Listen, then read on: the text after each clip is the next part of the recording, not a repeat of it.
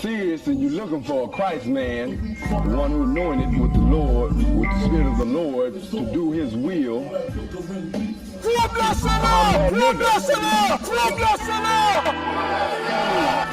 and you're looking for a Christ man, one who's anointed with the Lord. One West, on the 25th Street. Look, y'all put y'all faith in presidents like they gon' change this country. When the league and let y'all play cause y'all gon' make up money. Fuck Obama, he ain't coming. One West, on the 25th Street. Black, Hispanic, Native, they hate y'all as the same. Hate Christ in they image, paint you as a slave.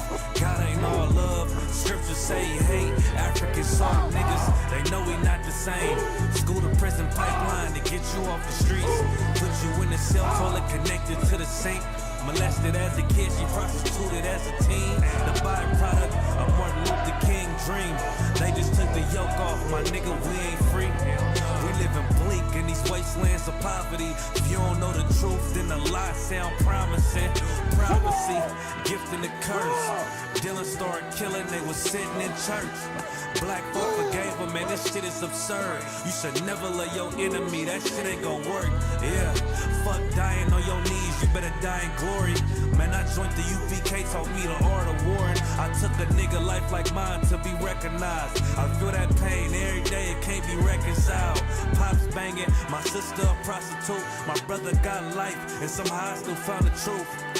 War ready, no cowards, no excuse. Fuck reparations, you can't bandage no open wounds. Blood on the leaves, body swing hung from a noose. I was on a run in Nashville and I found the truth. I called the school, classes being held by the shock on my life. I want to be a gangster like a cop. Do this for my brothers, real brotherhood. Everything we do, we got it out this book. My nigga, I can never be no African. UPK the only authorized acronym. I'm passionate about my brothers and sisters. We in hell, I ain't got nothing against them. That's another religion. If it ain't under your honor, Amy murdered by them and got a hug from your honor. That's the way out for a coward in my observation. They don't fear the Lord, they indoctrinated. Wolves in sheep clothing, Joe Osteen. Real priests bringing back black royalty. One West on my headpiece, ranking order. Can't let them trick me off the streets, I gotta raise my daughter. I got brothers at the border ducking ICE agents. I got the name change, it was life changing. My family thought it was a game, put on all black, they said I was going through a phase. There's more of us in jail than it was slaves. Aquí somos la Escuela Israelita del Conocimiento Práctico Universal. Hoy estamos aquí. Lord Commandant General Yohana na ISUPK.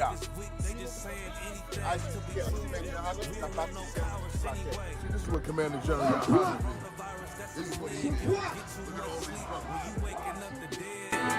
First camp, I cut off all my dreads. I took an oath when that oil hit my head. Niggas capping like they lids. I'm a priest, I never stick no fork in no pig. I was dead till I found out how to live. This brotherhood taught me how to be a man. I came back to my roots, I had to dig. A couple gaps I had to bridge. I got a rib, I'm married to this work. You wanna serve the Lord, he ain't in the Christian church.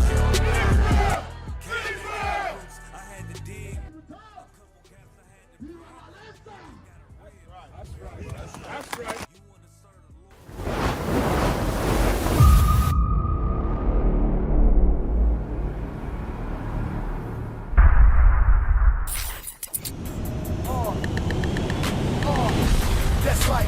ISUPK Detroit presents under Commanding General Yohana.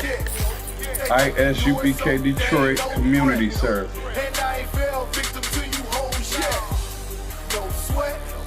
If you're on probation or have a felony, you can fulfill your community service hours here at 12355 Gratiot Avenue, Detroit, Michigan.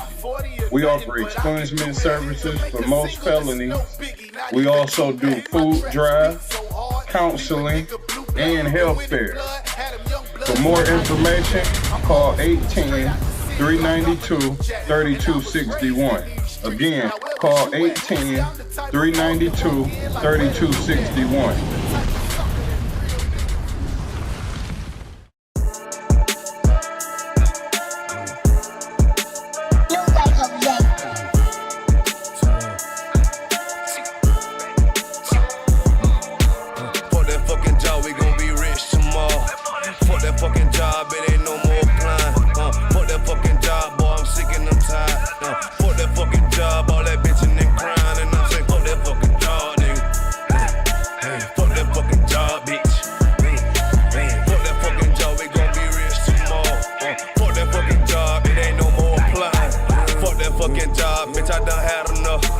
Fuck that fucking job, I'm watching everybody work.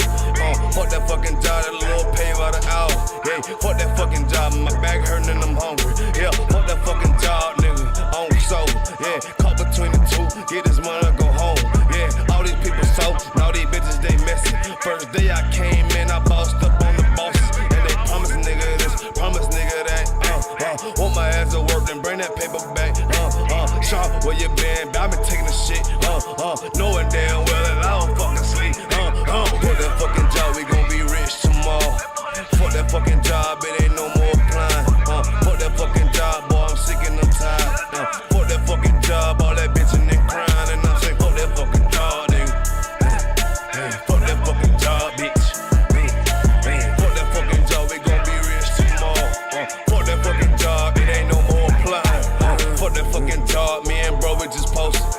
Look him in the eye, shake my head disappointed. We gotta visualize, summarize, execute. All these people drop like fly, why the fuck we still here? Man, fuck that fucking job, when I pull up I hate it. Yeah, fuck that fucking job, that's on all of their faces. Fuck that fucking job, man, I'm already lit. Man, I hear one thing, boy, you bound to get hit. Man, these bills cross a nigga's brain. Damn, that's how you keep a nigga damn a slave. Damn, money supposed to be a tool. Damn, for a purpose, what's your purpose for? Fuck that fucking job, we gon' be rich tomorrow. Fuck that fucking job, it ain't no more applying. Fuck that fucking job, boy, I'm sick and I'm tired. Fuck that fucking job, all that bitching and crying. And I'm saying, fuck that fucking job, nigga. Fuck that fucking job, bitch. Fuck that fucking job, we gon' be rich tomorrow. Fuck that fucking job, it ain't no more applying. You know what I'm talking about? I'm sick of that shit, I know you sick of it too, man. Money supposed to be a tool, but what's your purpose though? It's supposed to benefit a purpose. Shout out Boom Man now. You can go right into it, brother. Chick. We don't gotta have we don't have to have a long intro. Yeah. Is the mic on? Oh yeah, the mic is. UPK shit, South Coast shit, man. Shout out Bar Dog, Tennessee, up that building. Hey, get the money, hey. I know the fuck going on out there, motherfucker, man. Hey.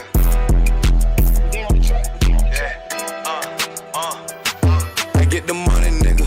Taste the paper, bitch. Keep all of your morals, never slave for shit. Ice up on my wrist. Yeah, I'm hood rich. I don't give a fuck about to get pop quick. Yeah, I'm on that shit. Yeah, I'm in the town. Niggas talking about that G, but now they come around. They can't even come around. Yeah, I'm up, nigga. Man, fuck all of these hoes, get the bucks, bitch. I'm a young rich nigga, I ain't tryna flex. You can tell I'm cold by the ice around my neck. Straight up BBS, I charge you, boy, you wanna test. I don't get no shot about a nigga or a bitch. Boy, I love the life I live, cause a nigga keep it real. Nigga freshly hell, take that drip, but get the spill.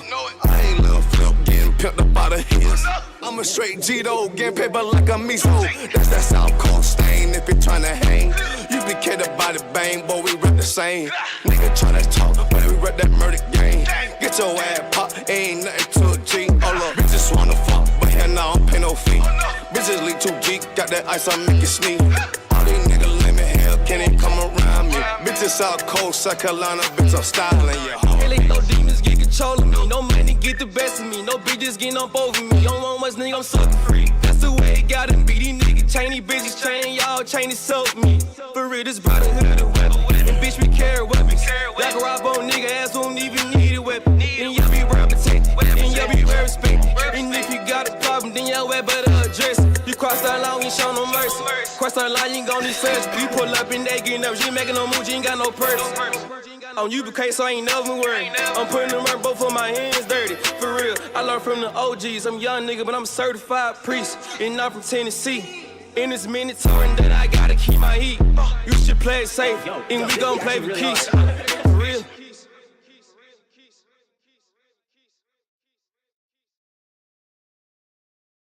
Okay, Most High in Christ, preaching officer of 5,000 Zarak and the Israelite School of Universal Practical Knowledge.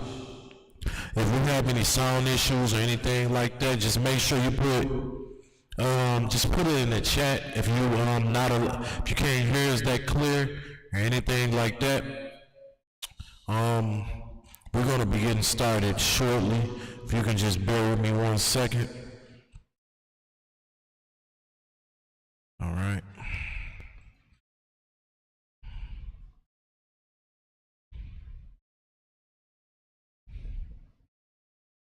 It's like it, Masha. I was going to say, before we get started, just make sure you like, share, and subscribe. You understand, on Facebook and also on YouTube. That is another source of pushing this truth out. It's another source of getting this truth all the way out here. You know what I'm saying? And doing the work of the Most High, all right? So I'm going to give you a minute to do that. Let's take a minute to go ahead, like, share, and subscribe on all pages. All right.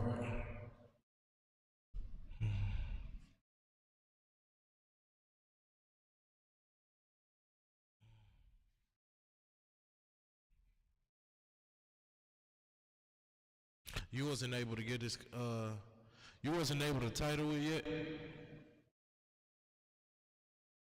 You can still throw a title up there? It just say history class, brother. All right, switch it to the history of segregation in America. If you could, Baba Kushai.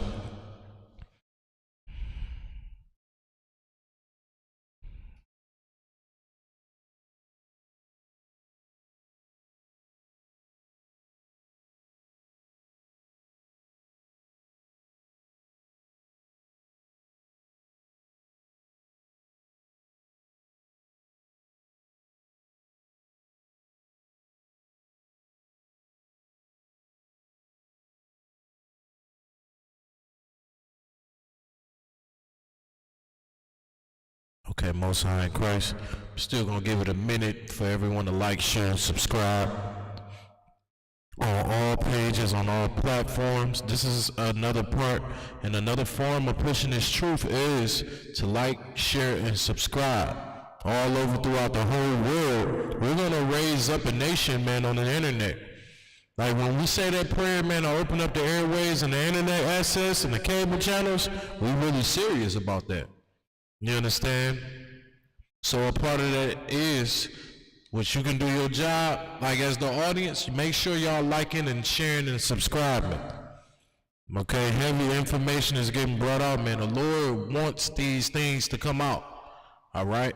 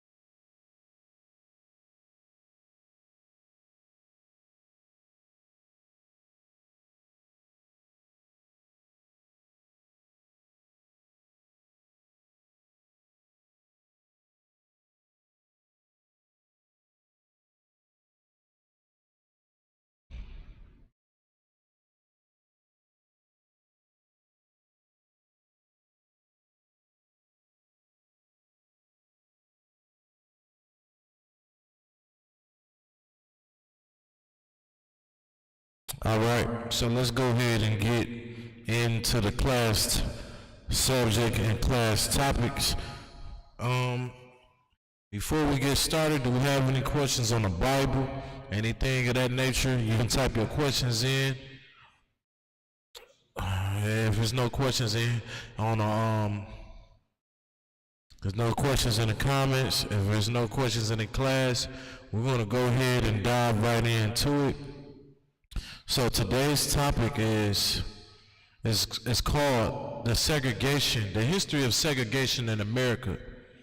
All right, the history of segregation in America is a very important topic because a lot of people deemed that this was a bad thing for the black community.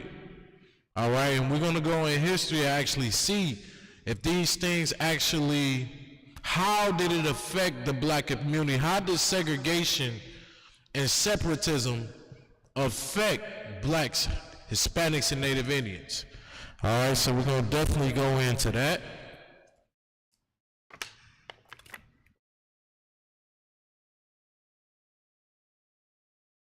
But before we go into that, I actually want to pull this article. I want to pull this article right here. Michelle, you mind if I send it to you? Would you like me to send it to you in an email, or would you want text? I want a text? Okay, Most High Christ. test one. Test. All right. Happy A's. All right, brother, I believe I sent it to you. When you get it, we can go ahead and get started and go right into this article right here.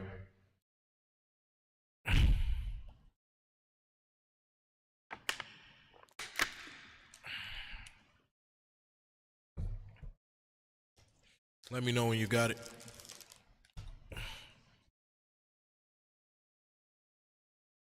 God, that's it right there. Let's definitely go into this article right here because it'll explain a lot of where we're strong at. It is going to show where we're strong at, and it's also going to show, obviously, where we're weak at. Okay, as a black community. So when you get a chance, you can go ahead and definitely get into this article. You mind reading that title again, brother, for the audience? This is from the Campaign Monitor. That's the paper. It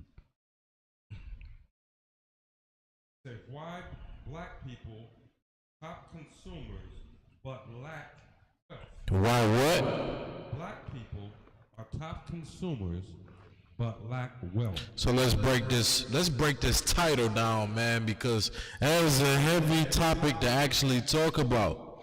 The topic is literally saying why black people are the top consumers, meaning they spend the most money.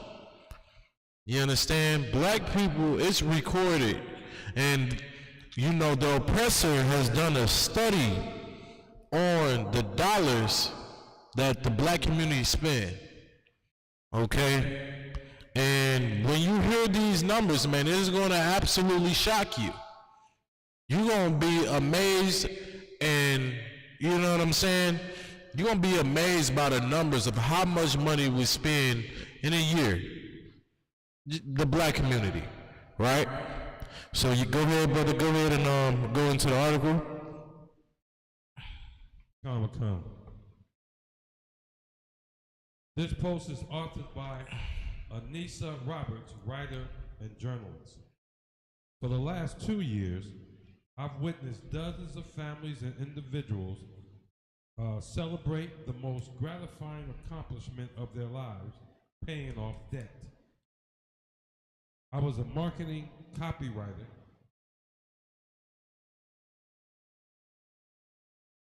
Oh, they say we having sound issues? Can't hear.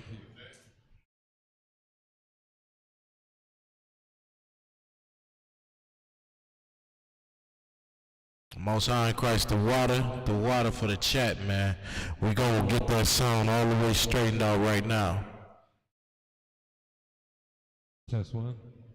It's coming through there. But they're not hearing and can't hear the reading.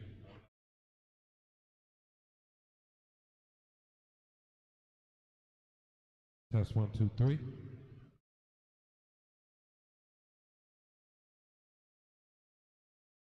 Test 1, 2, 3. Test 1, 2, 3.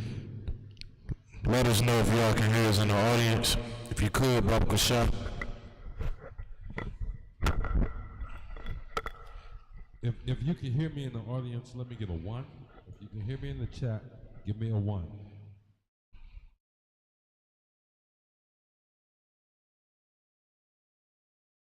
Shalakia, sir, that's a lot better. You can hear me now. Appreciate that, Tazarat. Anybody else? All right, Most High in Christ, we're gonna go ahead and we're gonna you can go ahead and read start at the title again just for the audience. One time. The title: Why Black People Are Top Consumers But Lack Wealth. This article is gonna go into the reason why we spend the most and why we are the least when it comes to wealth. You understand? Okay? I'm gonna just tell you one thing, and one thing for certain as well. Okay, the reason why what you really gonna find out spiritually and biblically, the main reason why we spend the most money and we lack the most wealth is because we are cursed. You understand? We are up under the curse of the living God, of the Israelites. You understand? Okay? When it's saying that, you know what I mean, that those curses in Deuteronomy, the Lord put those curses on us, man. Those some serious things, series of events, man, that just, you know, you're just not going to be able to walk out of. And it further proves, you understand, that we are the children of Israel because we are the ones that actually suffered these curses. Like spending trillion, you're going to find out. We spend $1 trillion, man. $1 trillion a year, man, when it comes to consuming. We are the #1 consumers, man, in the world. And yet we lack wealth. You want to know why? Because you're cursed. We cursed, man. We cursed, man. You go to pull Jeremiah 14:2. If you could, Baba Kasha.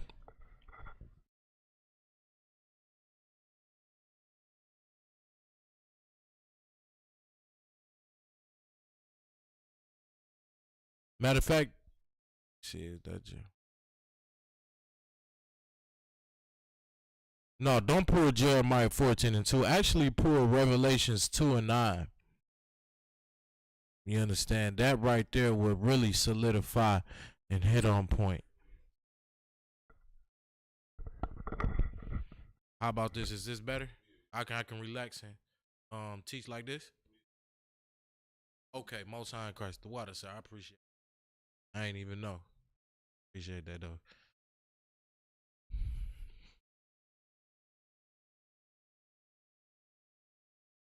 Revelations 2:9, Baba Kasha.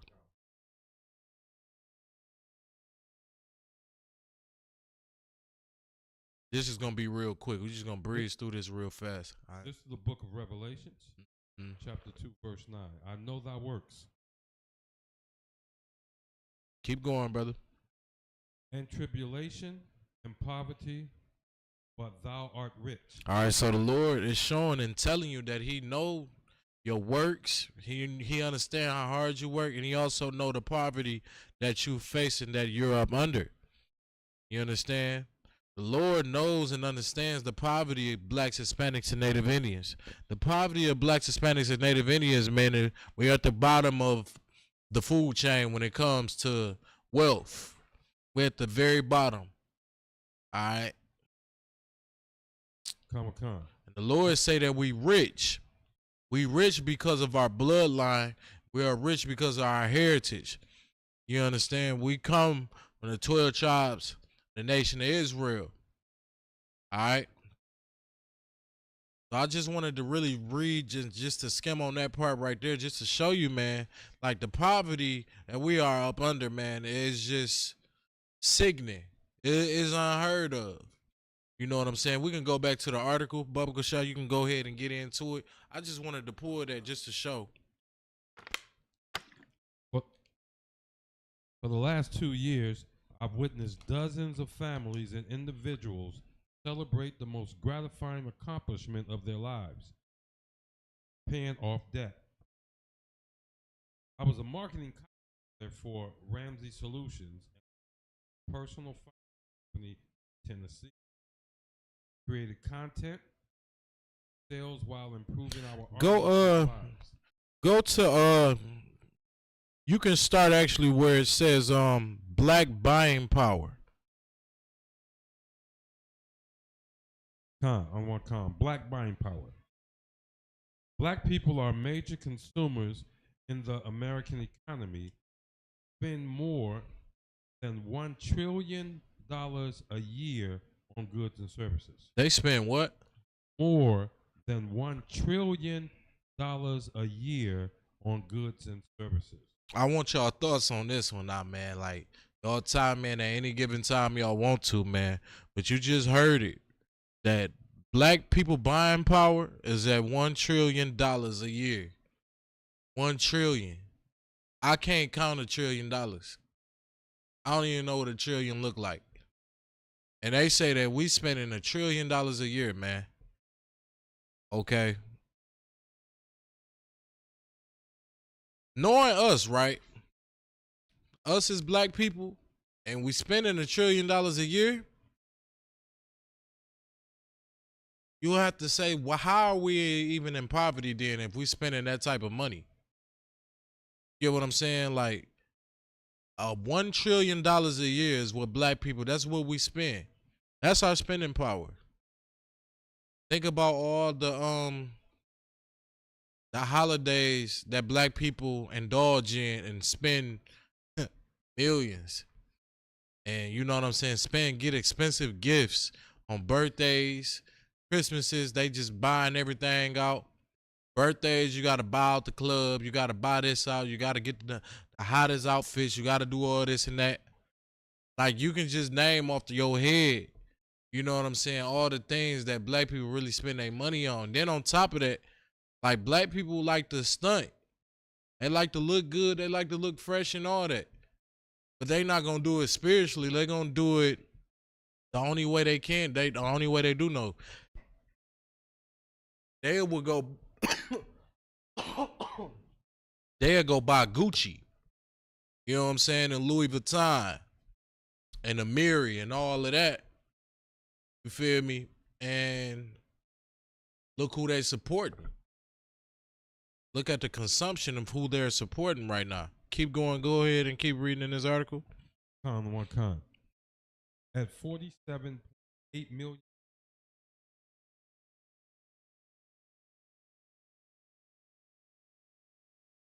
African Americans continue to outpace us. Race, Nielsen's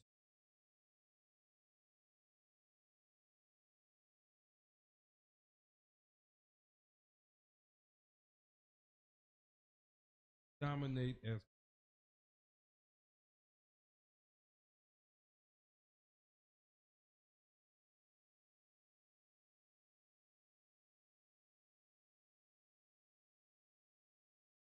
in the ethnic hair care category.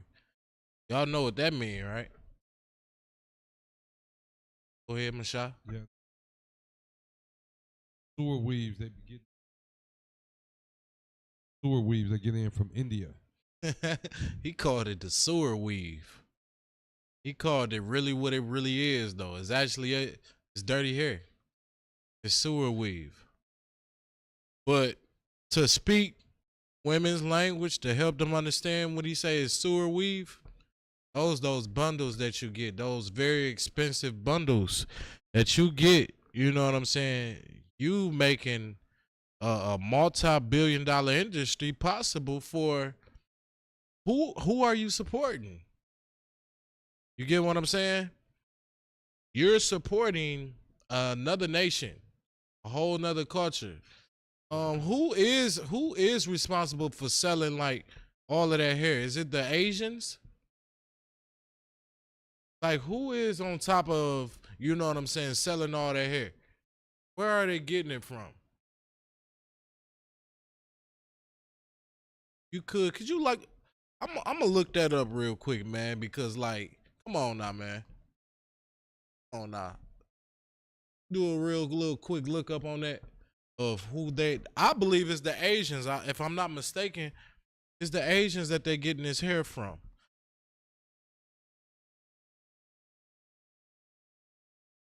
Really?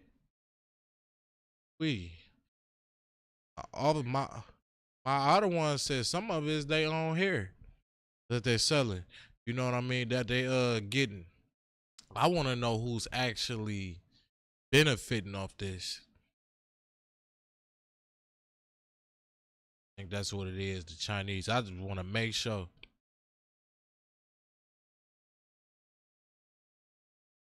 Got it, Michelle?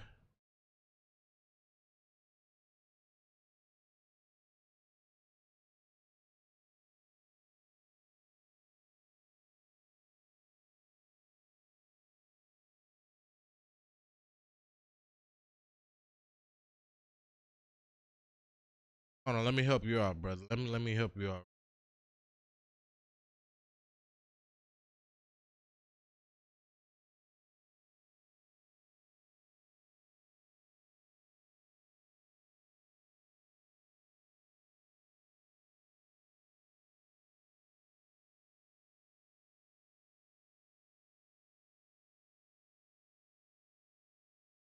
It's the Chinese, man. It's the Koreans. It's Korean people and the Chinese. They the ones that's selling. They got a multi-billionaire industry going on with selling weave. You know what I'm saying? Sewer hair to sisters. All right. You can go ahead and go back to the article, you know, but they telling you, you know what I'm saying? They telling you where most of the money is going, like where most of the consumption is, you know what I'm saying? Where they really making their bread at. They making their money, you know what I'm saying? Supporting Koreans. You're supporting, you know what I'm saying, a whole nother nation. You making them completely rich. All right. Keep going in that article. Comic-Con, we dominate as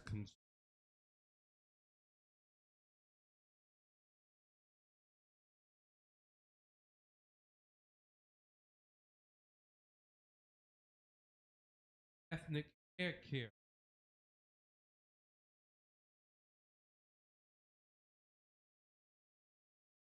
Say extra.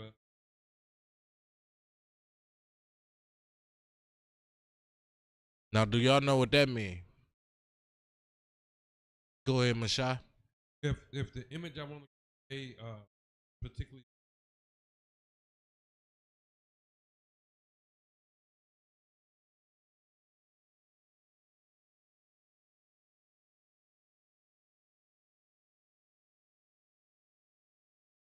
pay extra.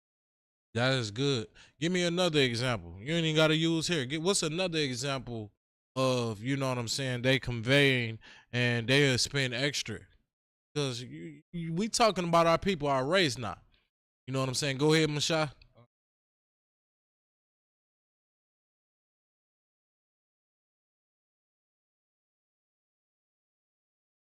Put because of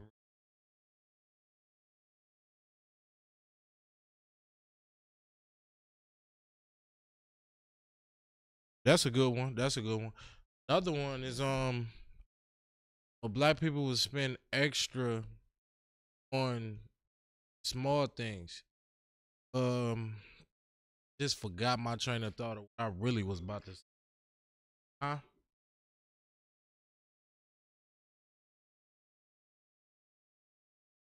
Hold on, Salaya. So you probably need to grab a mic real quick so they can hear you. Bubba shot, sir.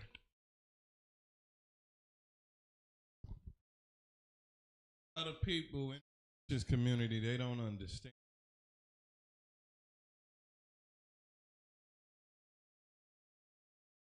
Right now, $2.50 bags of chips down 70.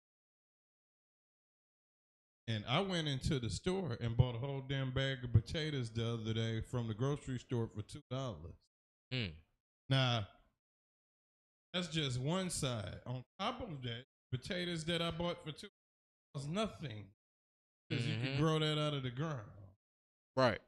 So if you look at the crazy amount of money, then potatoes.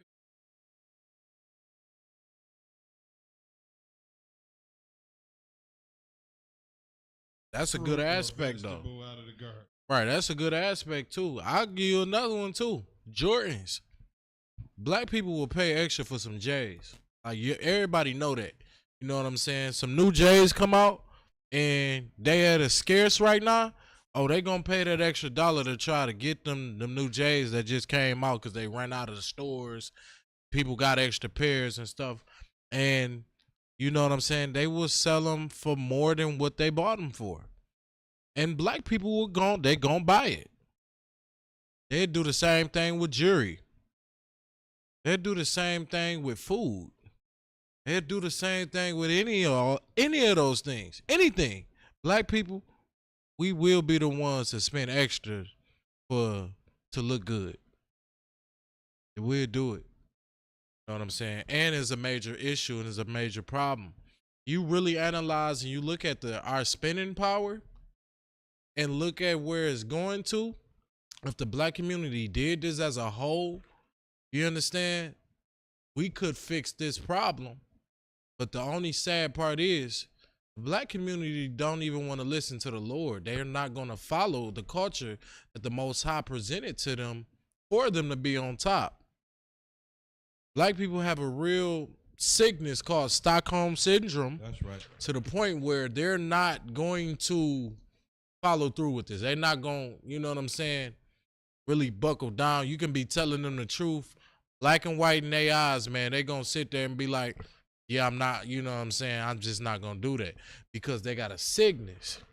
You know what I'm saying? That sick. You said something? Oh, okay. Whenever you want to time in, though, you know I got you. That sickness, man, is killing them. Like my other one, Hadariala, when he brought out that video of that bear that was locked in that cage for 20 years, and then they finally let that bear out, and he just was walking in a circle. That really is the effect of how we think. Like when it comes to something new, like them under a black person, Hispanic and Native Indian, understanding the truth right now, that is something so new to them that they is gonna walk right around the truth. They'll walk around that. They'll walk around what we saying about 20 times, and it'll take them 8 years just to understand that Christ black. You know what I'm saying? For them to really, for it to really be embedded in their mind. For the white image to actually be erased, it's gonna take some years and, you know what I'm saying, some bite back, I wanna say. Go ahead, sir. And this is why the UPK is so wise. Like, people don't understand that we the home of the truth. This is why when we go out on the street corner, you hear us say something 3 times. His head was like wool, and his head was like wool. Repeat these people, because just so they could understand the first. Right. And what's going on is a lot of psychological manipulation. Say we don't fight with flesh and blood, we fight with principalities and high places. Yeah. And darkness, wickedness. Right, sir. God. Look at it was something I was gonna say. When you look at selling a product, a salesman, in order for somebody to sell you something, you got to be feeling like they got to make you feel lacked first. So that's why they get on the commercial. Are you tired of doing this? Your eyes really dull, and then they put these goddamn button thing is clear. Yep. And you get to thinking damn eyes is bad and you need these glasses. They don't develop a need when it sells. Right. They never. That's true. So every time a product get on TV, they make you feel, Yeah. are you tired of dirty Clorox bleach? What they did was pour. They make you like they do hair. Yeah. Tired of nappy hair. Damn right, so that is a heavy point you brought out, because what you saying, my other one saying on a psychological point, man. You feel me? They psychologically damaging and getting at you. Like when the scriptures say, man, that this ain't gonna be a physical war. Living in America, you gotta understand this ain't no physical war. Okay, it's definitely not a physical war because they killing you psychologically. Psychologically, they're gonna make you spend billions of dollars when it's Christmas time and make all their money back. You know what I'm saying? Shai, did you have something, brother? Comic-Con. Go ahead. The Stockholm Syndrome is so important for the people to understand. Just so they can get some understanding, I want to read off a list and say what are the symptoms of Stockholm Syndrome. Yeah, that's good. Facts. Go ahead, read that, brother. People who have Stockholm Syndrome have, for one, positive feelings towards their captors or abusers. You want to break it down? Positive feelings towards their captors or abuser. And the only way to go with this is to take a child or a woman that's been sexually abused over a long period of time. They will be the one who will walk into court and defend that person. Yeah.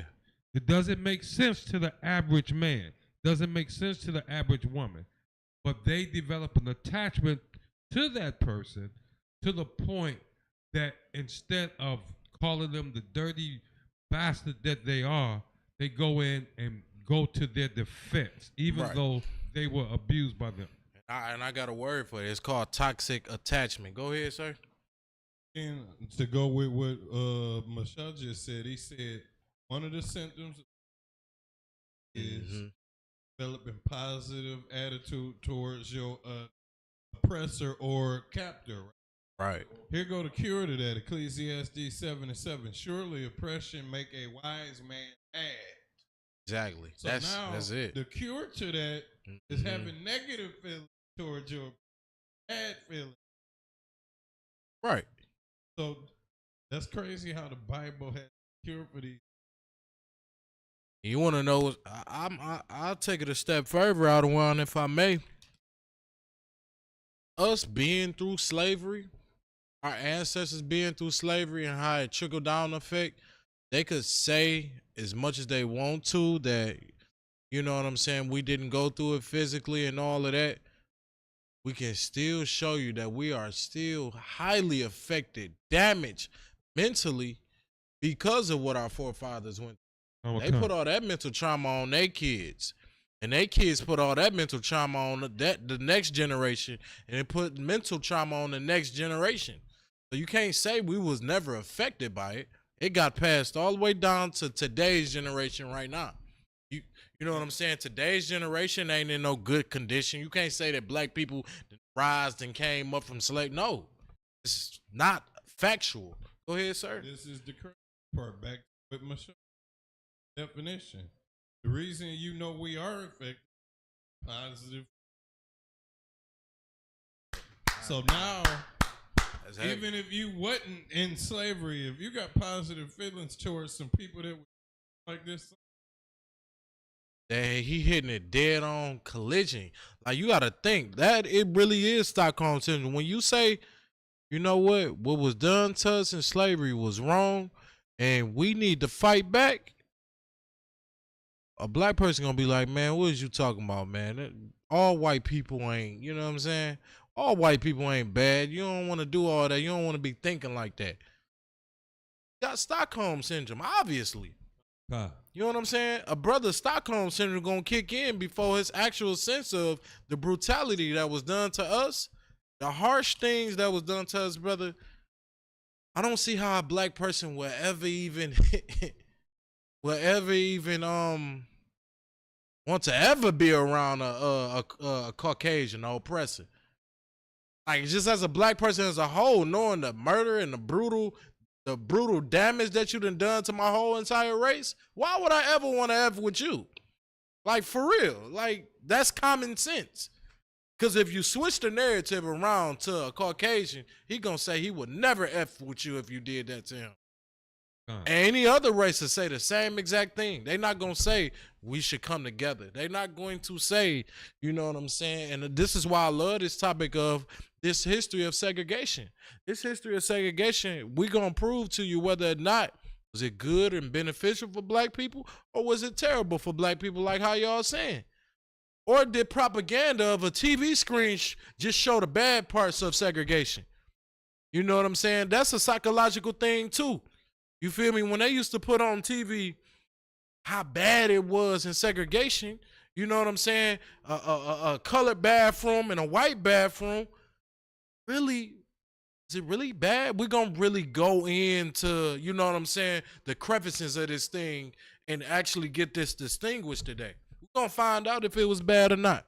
We're going to bring out some real history, real artifacts, and all of that. You got something, sir? Heavy, because they had to take a long campaign. Like, that's what you call a campaign. Kind of what kind? They had to take a campaign task that got in order for something to be right. So it's like we just slavery in 19. It's tension. I don't want to be around. They have to do it in order to bring. Yeah, and I'm gonna tell you too, sir. The reason I even brought out our spending power is because the Caucasians, they studied this spending. They studied our spending power. That's why they had to bring King in. It was the main reason why they had to bring Dr. King in and say we all should come together, because they studied the money and our spending wealth and how we used to spend money. And if you had us segregated, all we was gonna do is spend money on each other. We ain't got nobody else to spend it on. We can't go to the white man to spend money with him because we segregated. Because before that, they was just stealing and clogbering you over the damn head. Oh yeah, they was doing big Wall violence. Street came. How did all these black people get money? Now the 30s from all the way to the 60s, they studying how we spending money. Now it's like we got to integrate with them and stay near them. We got to keep the enemies closer, keep our friends close, but the enemies even closer. That's the tactic that they using. That's the tactic that they use to literally, really destroy us. Nah, you know what I'm saying? We ain't got a leg to stand on or defend. Nah, at this point, all you got is the UPK. That's all you got. Go ahead, Mashah. Khan. Prime example of what you're saying, sir. Clear example. I don't know what year it was in the 50s, but the Montgomery bus boycott brought that bus company to its knees, literally. They could not do anything. Our black leaders at the time said, okay, they say we can ride on the front of the bus, get back on the bus. Just a couple of states over, North Carolina was the largest bus company in America. Right. Where he could have just sent just the phone. Exactly. So they was on the verge.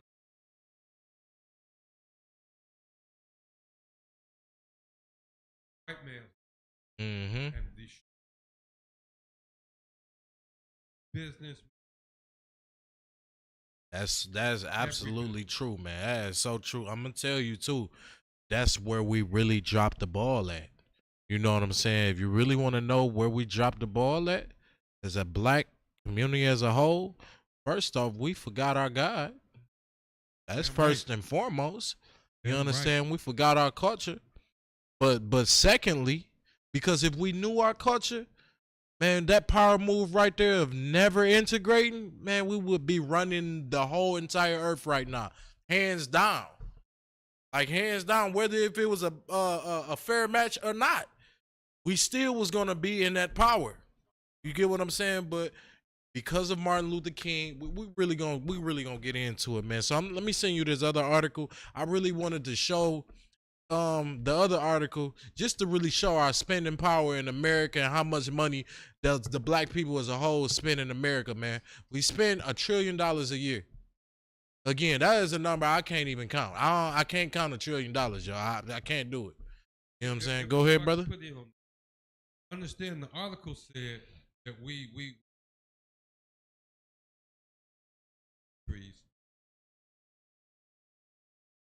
product. What said black people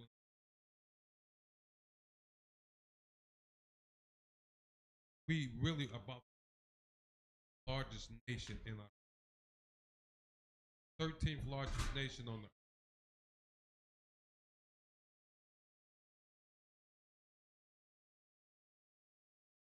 majority of alone. Yeah. 1 trillion.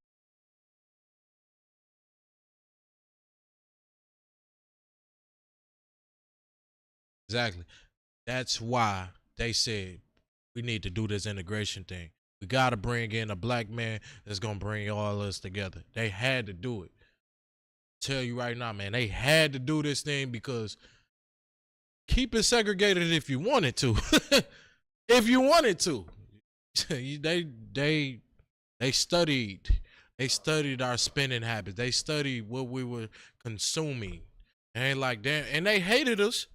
They did not want to do this. They did not want to do this integration. Let me just keep it like real 100 with you. They didn't want to integrate at all. You know what I'm saying? If it was up to them, they would have never integrated and kept all of their money. And you know what I'm saying? And if we was dumb enough, they just would have tried to keep us at the bottom. But they seen the money that we was making and the sources we started coming out of nowhere. They like, we cannot, we're gonna lose this battle if we keep this segregated. Because they was thinking something else. They was somewhere else. I'm gonna send you this article. I'm gonna send you this next article, and we really gonna get deep and heavy into this, because this have to be talked about. Like you.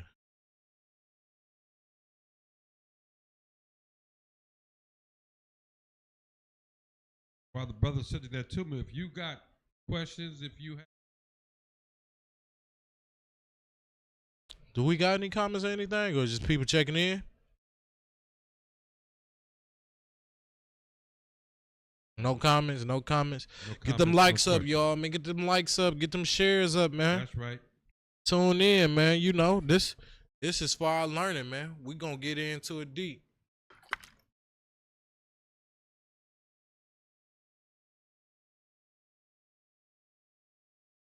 Nine historic black neighborhoods that celebrate black excellence.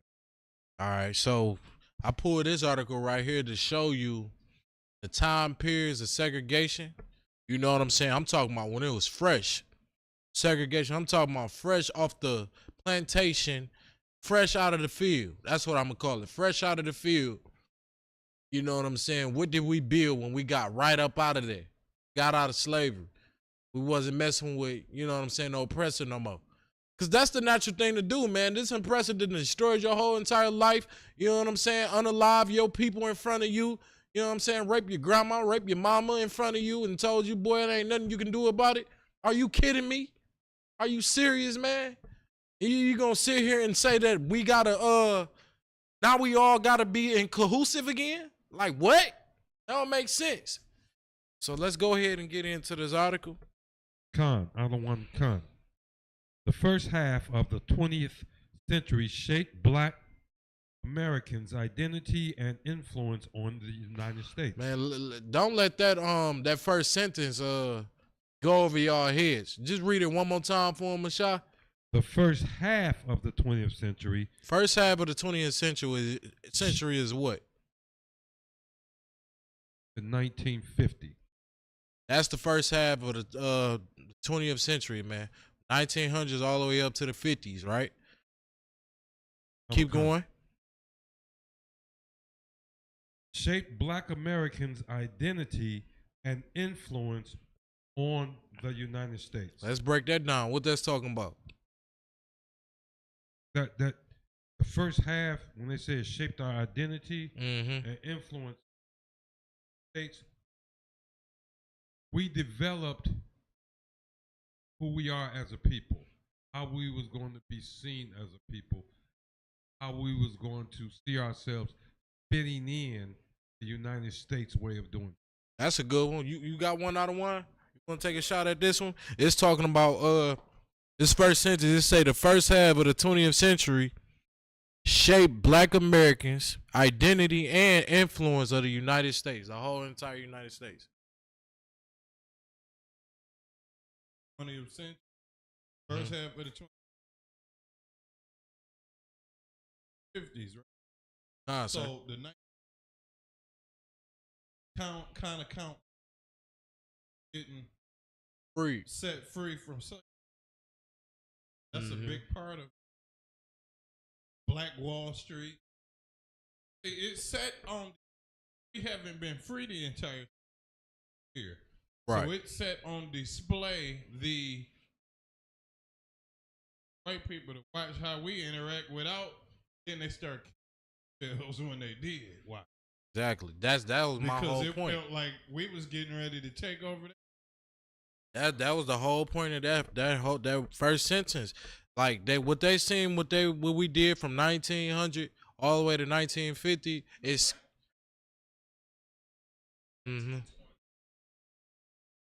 Yeah. Once they seen all of those things, because they thought like, okay, we destroyed these people.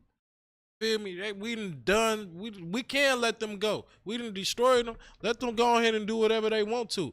And when they seen what we started doing and their economy started shaking, they realized, and the stuff we started creating, and they didn't believe that we was gonna be independent. They didn't think our independence was gonna grow as big as it did, and how fast and how quick it developed. That right there scared the hell out of the oppressor. Scared the hell out of the oppressor. Then not only that, the music scared them. It was a nightmare to them. You steady beating these people, steady killing them, and all they do is they steady singing and laughing in your face. So now it becomes a haunting thing in their mind that, oh, these people, they had to cripple the music industry, stop having nightmares. It was almost at the music industry haunting these white people.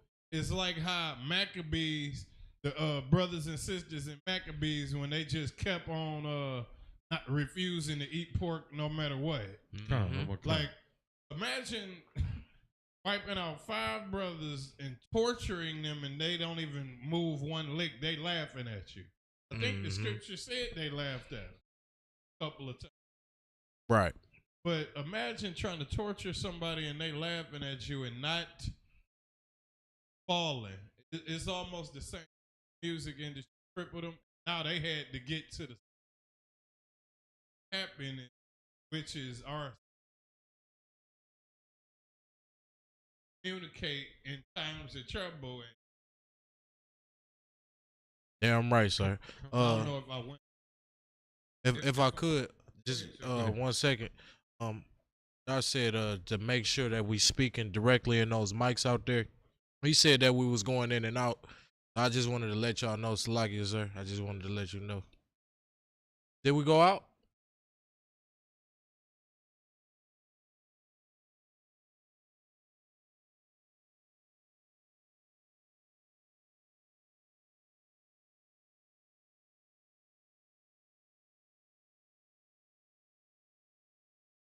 There we go. What We back on? Come. We back on, sir. All right, Most High in What- Christ. If I could- Salakia, y'all. We went out for like a couple seconds. Again, just make sure we speaking directly in those mics. We're going to get some new mics, man. You know what I'm saying? We got to get an upgrade going. Ain't no sweat, though. Come. But go ahead, Mashah. Come. Here's something that they don't talk about that they should talk about. During Great Depression, Mm-hmm. white folks was in Wall Street jumping off the 30th floor. That's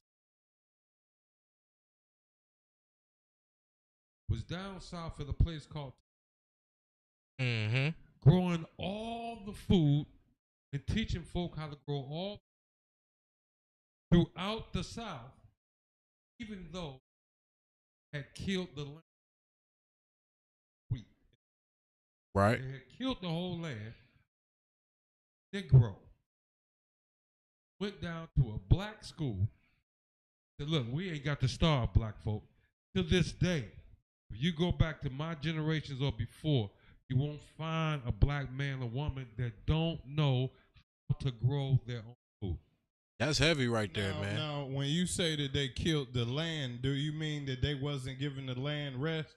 Like, you know how you switch the thing? Switch the column, or what do you call that? The row? What you're saying, when you talk about over here, they was going, took all the nutrients of the land, didn't put anything back. Plus, they was growing 1, 2, 3, 4, 10 years in the 7th year. Right. Don't plant. That's heavy. This brother George Barber,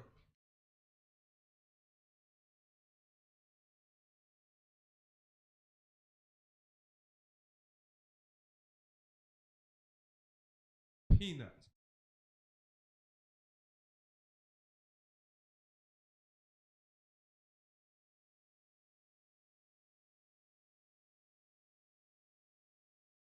Black baby. Mm-hmm. Everything was.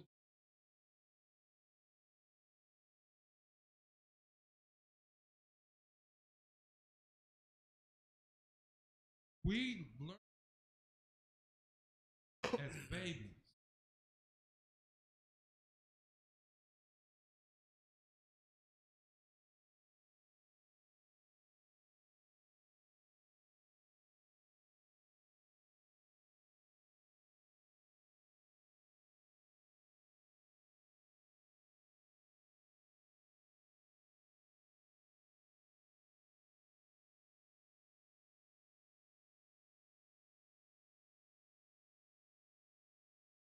That's heavy. Kadash, all buying, all spending, all to eat. That's a heavy point, man. That's a real heavy point. And listen, I'm gonna tell y'all like this.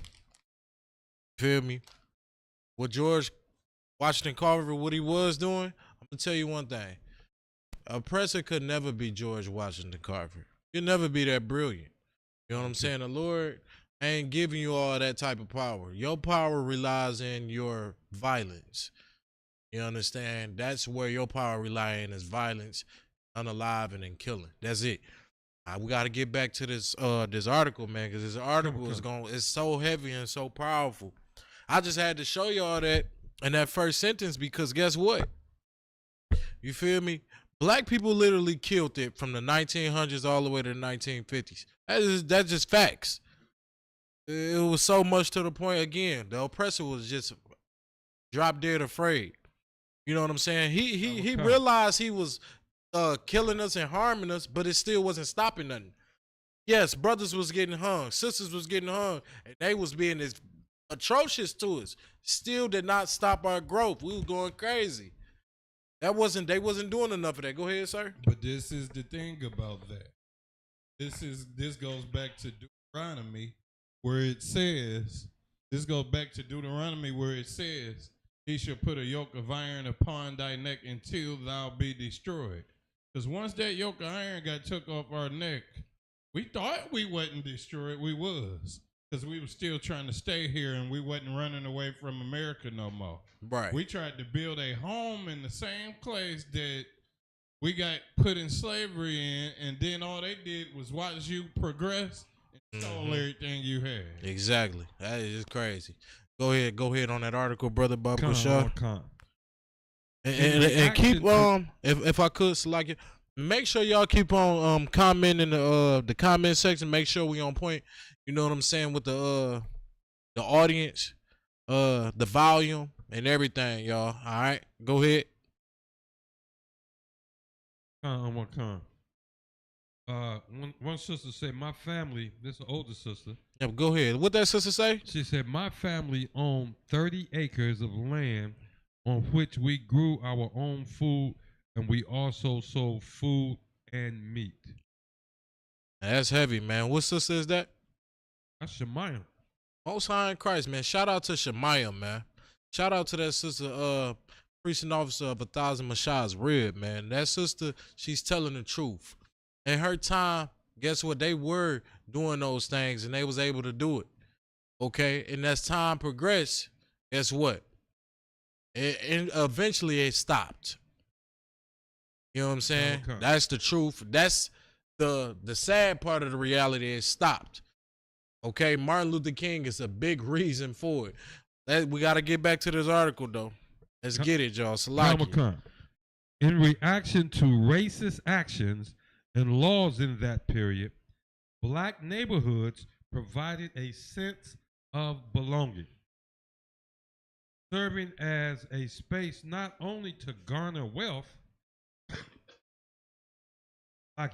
but also to celebrate black culture in a unique way.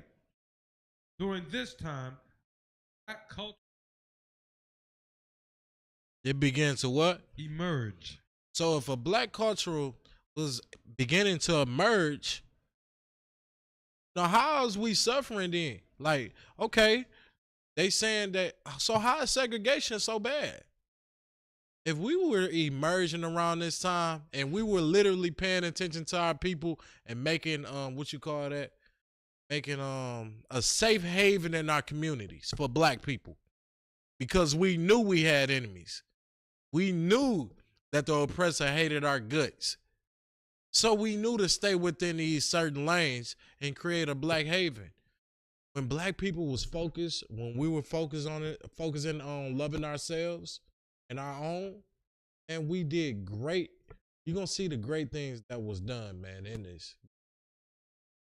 But black Americans were still significantly affected by key events such as Jim Crow, segregation and desegregation, and the assassination of key civil rights leaders. So let me get this right. Segregation is when everything's separated. Desegregation is when everything together. Okay. Keep going. These events impacted individual livelihoods and the fate of these neighborhoods. Many of these communities disintegrated, meaning they became nothing. You know what I'm saying? Those cities, man, they don't stand no more. Many of these communities disintegrated because of factors such as gentrification. Such as what? Gentrification. What is gentrification? Go ahead, brother. Certain parts of a city and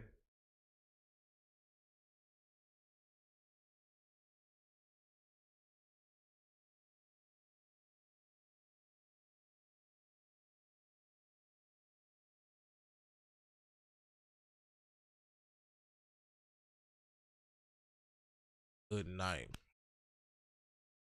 Hearing about what's happening to our what happened to our neighborhoods. Keep going. many of these communities disintegrated because of factors such as gentrification, outright.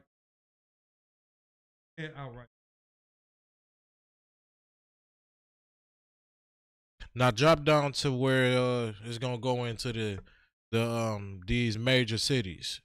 You can start with Black Wall Street. Greenwood, Black Wall Street, Tulsa, Oklahoma, also known. It is one of the most well-known black business districts from the early 20th century. From the early what? 20th century. When was the Great Depression? 1929. 1929. This is this is the early 20th century we're talking about. So during this Great Depression, I'm just trying to figure out and factor in of, feel me, where we was affected at with that. It's telling you, huh? Just trying to just get it understood, right? Because what I'm hearing is these black businesses and districts was thriving and going crazy in the 20th century, right? Earlier 20th century. You know what I'm saying? Earlier 20th century. They saying we had black districts, man. Keep going. Come. The district was a successful, self-sufficient. Hold on, was a what? Successful, self-sufficient society where clusters of. So we wasn't just a whole bunch of black monkeys running around scared of poverty and jumping out of windows. Telling me we ain't jump out the windows. You know what I'm saying? We wasn't jumping out no windows, man. None of that. Around this 20th century, it said that black people were successful. It said that they were self-sufficient. They didn't need the oppressor. Okay? This is just real talk. Where clusters of black business, it said clusters of black businesses thrived.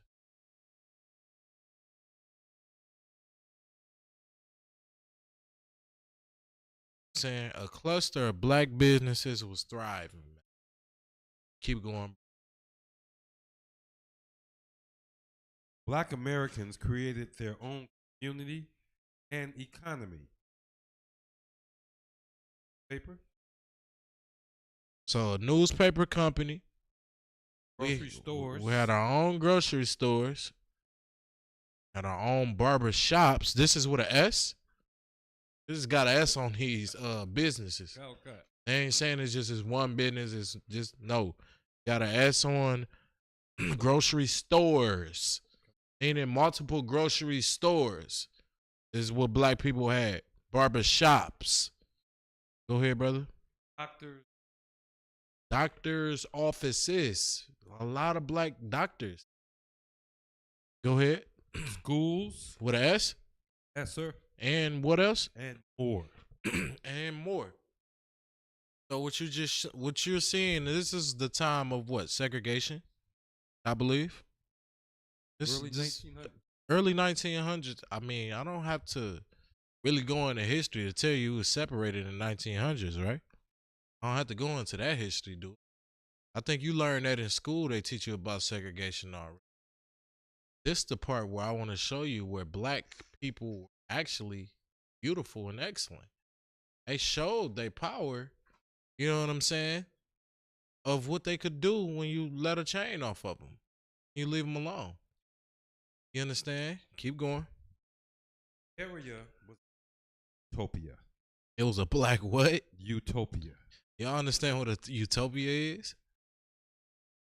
Let's look up what utopia means. People can understand what this article is really explaining right here. You know what I'm saying? They said this area was a black utopia. You know what I'm saying? It is like a black heaven. Okay, this was the time to be alive for a black man in America coming out of some gruesome stuff. Got it, sir. Go ahead. Utopia means literally no place.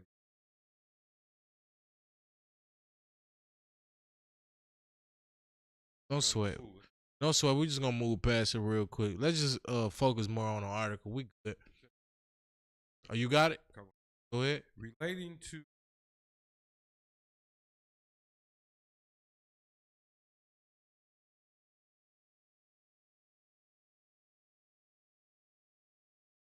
Damn, black people wasn't killing each other.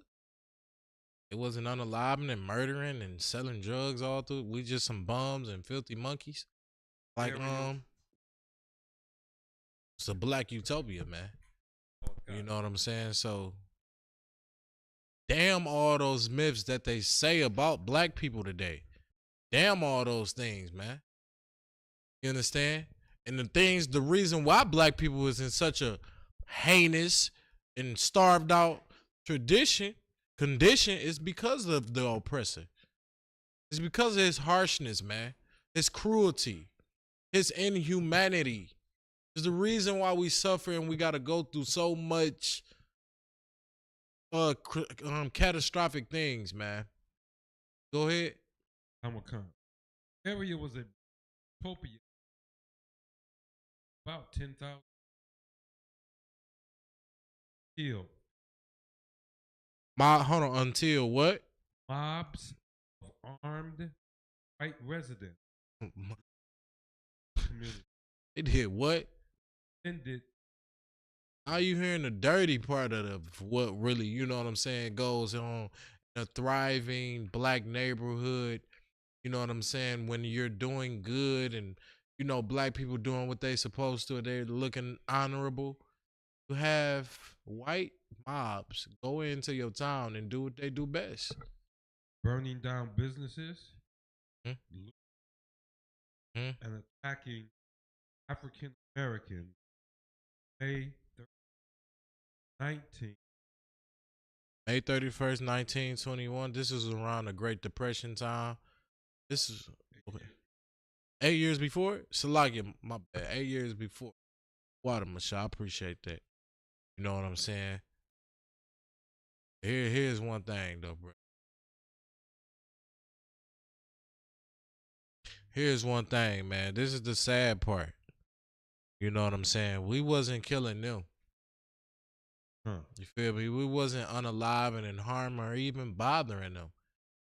Didn't give a damn about the white man. We stayed away from them.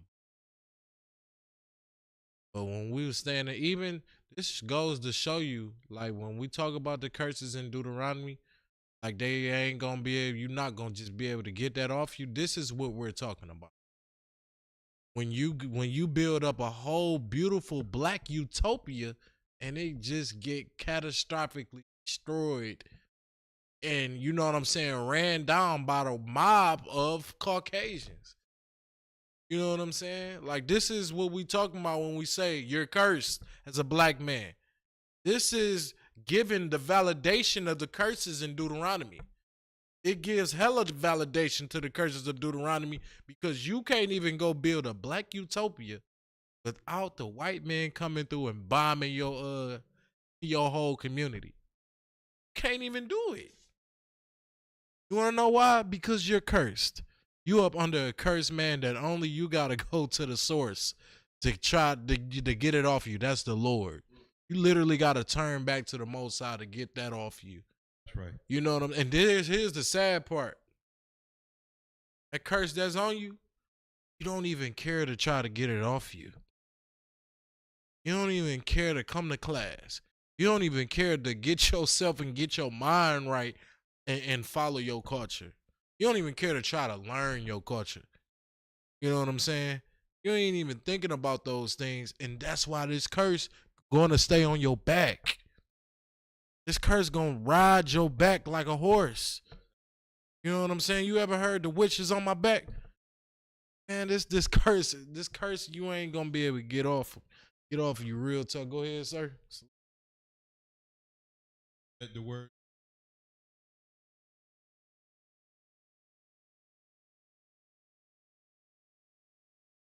upon thy neck until thou be destroyed. Then the other one says, my people are.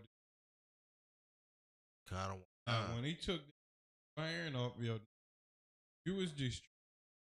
Then the reason you destroyed,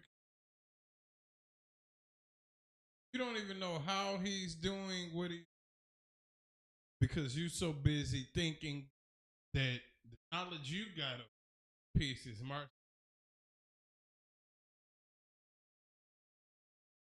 Exactly. That's like a zebra a zebra going to shake hands with a lion, like, and that's not what's gonna happen. Not even the reality of what's happening. Go ahead, Mashai. Your article, paragraph of this article. Well, go ahead and read it, brother. Go Okay. ahead and read it. It say attacking African American. Massacre killed hundreds of black residents and thousands of houses were destroyed. You know them beautiful houses, man, that black people built, you know what I'm saying, in that town and all the great real estate that they had. That white man came through and destroyed all of it. Came through and blew it down. Go ahead. Reconstruct 22. So they try to build it back up again. That's what you said?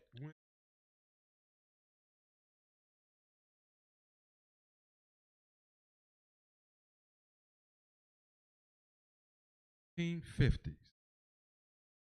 Many of them closed due to desegregation.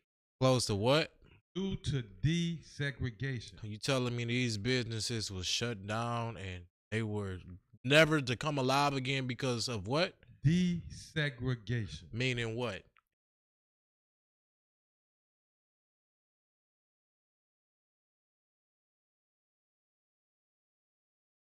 Nation 21 unalived a lot of people, tore up, burnt down thousands of houses. 1822, they had the town rebuilt. 80 businesses were back open. But then, like Officer Rock said, then integration moved in. Idea of integration moved in, or desegregation, and those businesses were gone by the 1950s because desegregation, because we integrate.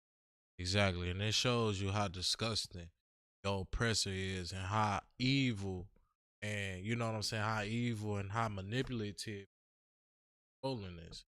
Reason why I say it was evil and manipulative, because physically killing you, he saw that that wasn't working. He was trying to find a way to permanently kill you, permanently kill your businesses, permanently shut you down. He said, oh, I got it. If we do the integration and we do that thing right there and we play it like we friends with them, we play it like we love them and we should be one big happy family, they're going to give us all of their money. They're not going to spend with their own anymore because we friends now. We buddy. You know, we're not gonna kill you no more. We're gonna hold hands. Like Martin Luther King said, we're gonna hold hands with each other.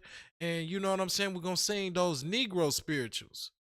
I'm gonna get a black voice and we're gonna do that. They really played you, bro. Yes, sir. Ku Klux Klan was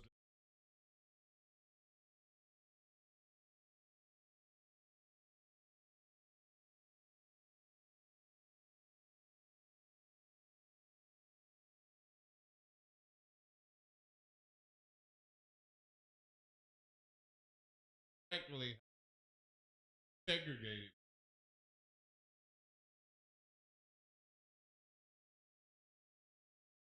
How the Klan operate. Exactly. I just tell you, reason why we gotta pull an article like this and show you how this town was thriving and what killed all of it was all integration. Integration is what literally cut your money off. Integration is what literally puts you in poverty and debt that you just don't quite understand. Integration is the reason why your father died in a debt fall. But what you saying is so heavy. Let me see if I can bring it home from just call them personal antidotes. I was born in 1959. The doctor that delivered me, named Dr. Young, delivered my baby brother as well. He was the last. Only one he didn't deliver He delivered all 5 of born up here, and his office was only 1 block away from the church where we went to Sunday school.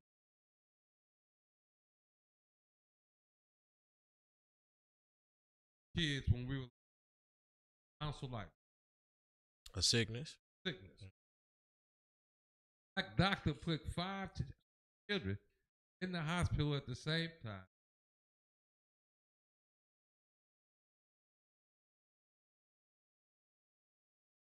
Everything we didn't know.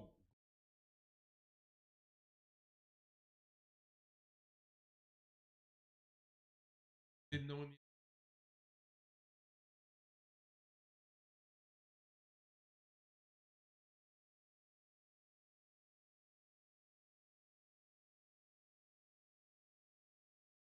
Try to bring it home real quick. The other lady was a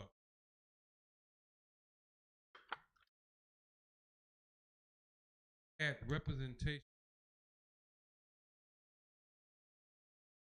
That's so heavy, Well, man. all right. The thing you could just bring it home. Just you go across high school, right down the street is the damn fire department. Blocks over the police department.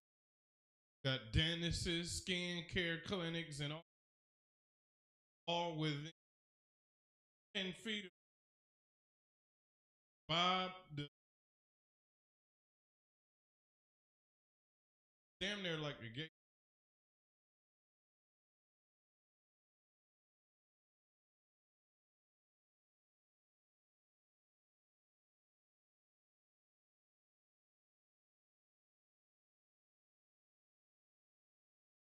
Exactly. 100%. They show you how dangerous integration never good for black. You know what I'm saying? You would have never known the beauty of segregation because you were. I'm gonna tell you the propaganda that went out that may feel that because black people got a lot of this spirit on them. They got a lot of the spirit of segregation was the wrong thing for black. The only reason they got that is because of propaganda. Because what you were taught by your oppressor in school.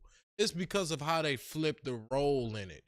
You know what I'm saying? And this is so sadistic and psychologically like killing.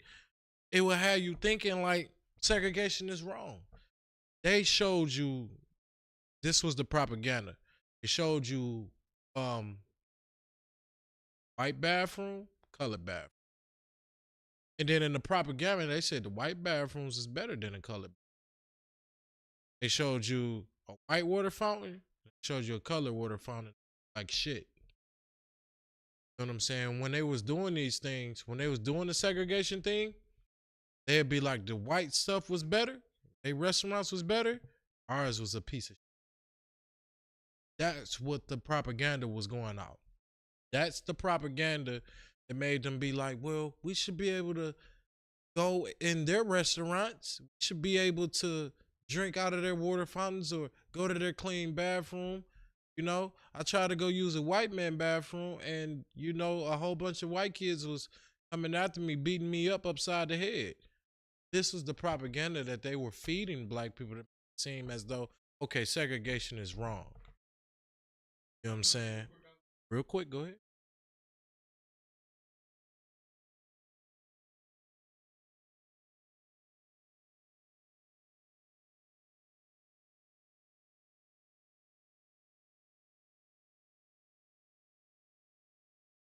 Yes.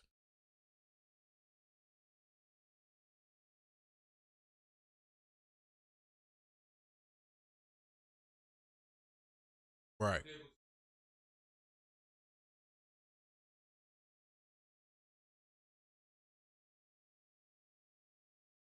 Telling you, yeah.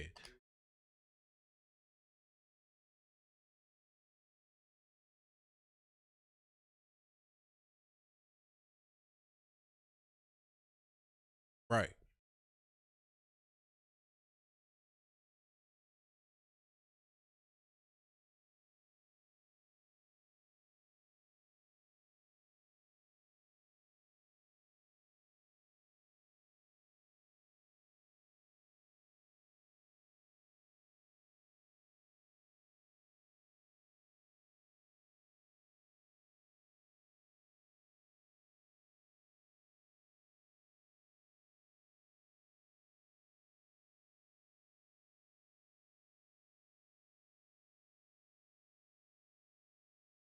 Right.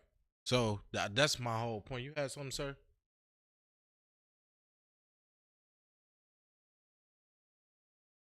Yeah. Which was even a That's bigger bringing it sin. home right there. That's what's really brought it home, man. They made the propaganda look so crazy. They really had you thinking white people was living so much better than us. And they was not, bro. They really was not. You know what I'm saying? They was not living better than you, black man. You know what I'm saying? This was the propaganda that they pushed to achieve their agenda. At the end of the day, this was only propaganda, man. This serpent was a piece of the fish. Give you a bad water fountain and a bad book.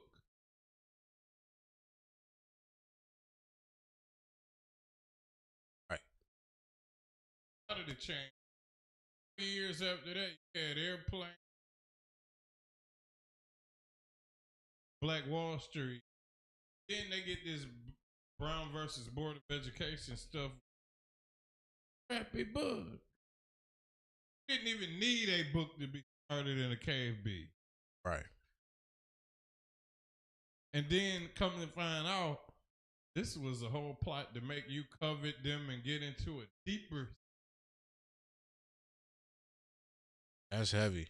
We're gonna go ahead and go to the next one. The next major city. Let's just make sure we speaking in those mics, man. I think I seen in the comment where Tazrock said he couldn't hear you. Masha. Comic concept. Just make sure you stay on it, brother. Haiti District, Durham, North Carolina. Now we're gonna talk about Durham, North Carolina, and the Haiti District. Shout out to Durham, North Carolina. That's where the Passover gonna be at this year. You know what I'm saying? So shout out to Durham, North Carolina. We're gonna go ahead and go into the history of Haiti District. Go ahead. The Haiti District, also known as Black Capital of the South. Black Capital of the South, man. Go ahead.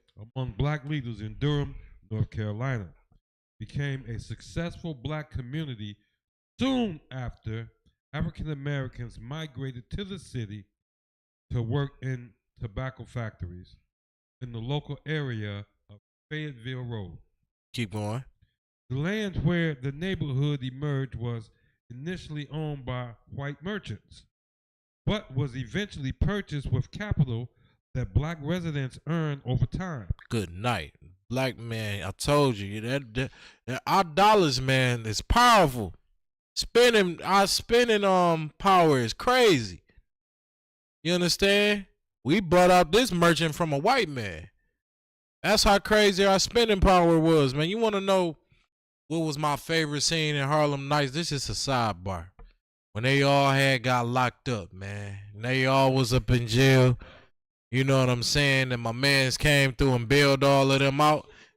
Yeah, he was, and then the white dude, bail bondsman, he looking like, you niggas, you can't afford this. And he went and gave him that money so fast, man, to let them niggas out. Man, it was just a beautiful sight, man. This is what this remind me of. But go ahead. Owned by white merchants, but was eventually purchased with capital that black residents earned over time. In its prime, from the 1880s to the 1940s, the district was one of the most black communities in the country. So name that timeline again. Name that the timeline was Haiti. The timeline. It was from the 1880s, bro. 1880s. The 1880s, man, all the way up to the 1940s. Durham, North Carolina, and the Haiti district was going crazy. It was very successful for black people. Like, don't you know how you see Hispanics and they be having their own Hispanic restaurants? Well, I'm just not finding out, man. A lot of those Hispanic restaurants is owned by a white man. That's what I'm just now finding out. I thought they were just they were self-sufficient like that. But a lot of those restaurants that you see, those Hispanic joints, they owned by white men. You know what I'm saying? That's the sad part. All right. But the point is, I bring that out to say it. This time right here, black people had their own everything. It was super duper independent. They had big money. You know what I'm saying? They did not need the oppressor for any of that. Okay, keep going. Khan. The city was home to the historic North Mutual Insurance Company. Lincoln Hospital has over 200 other black-owned businesses. Upon visit to the district in Booker T. Washington stated, city of Negro enterprises, citizens were colored man. This is in a come on, man. Come on, man. Like, and you letting that be, dog, we let that propaganda really fool us like that. You know what that propaganda really tricked us out of? Having some powerful business establishments, man. Like integration wiped out all of that. You know what I'm saying? Integration wiped that clean. Man, after today, you're going to really learn how dangerous it is to integrate with your oppressor, because he is the most subtle beast of the field. Go ahead. Part about the enemy. We look at the part about the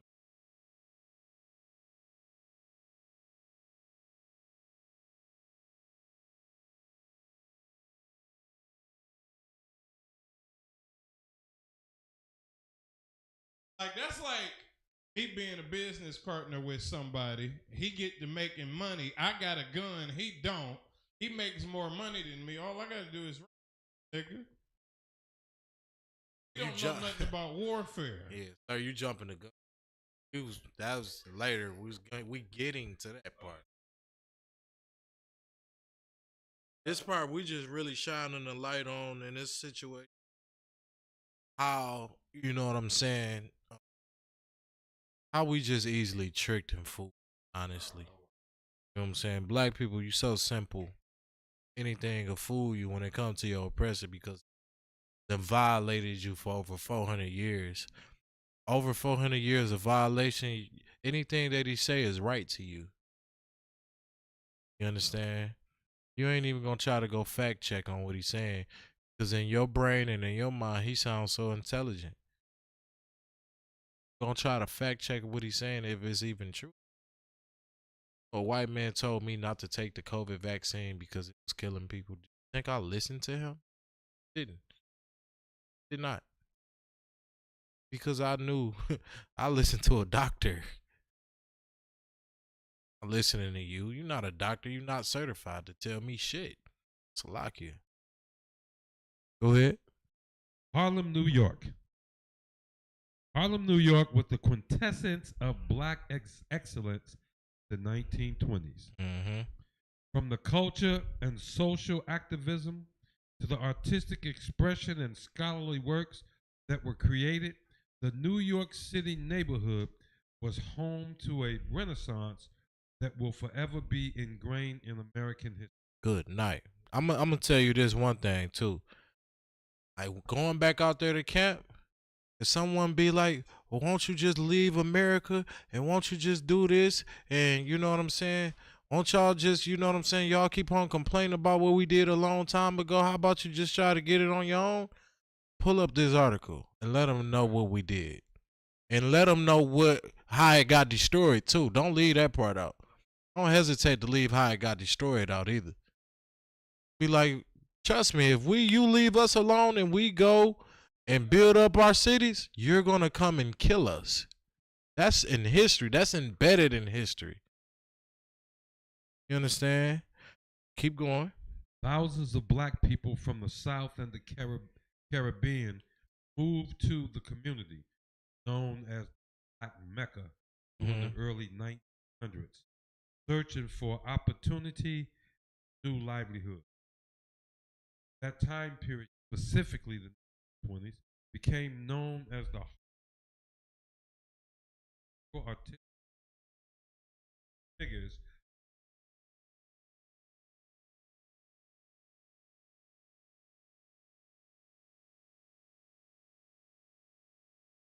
Good night. the era birthed art pieces that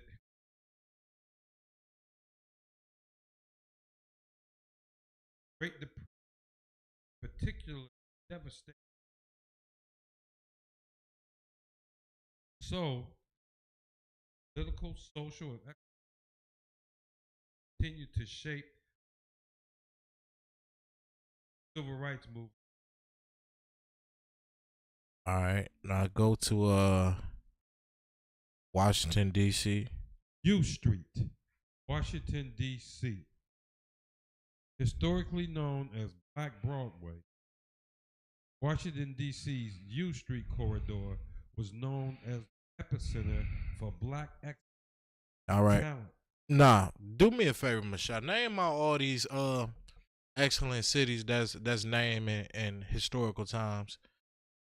Name out each one. You got Tulsa, Oklahoma. You got Haiti, North Carolina, Harlem, New York. What else? He gonna get into it. It's on that list, sir.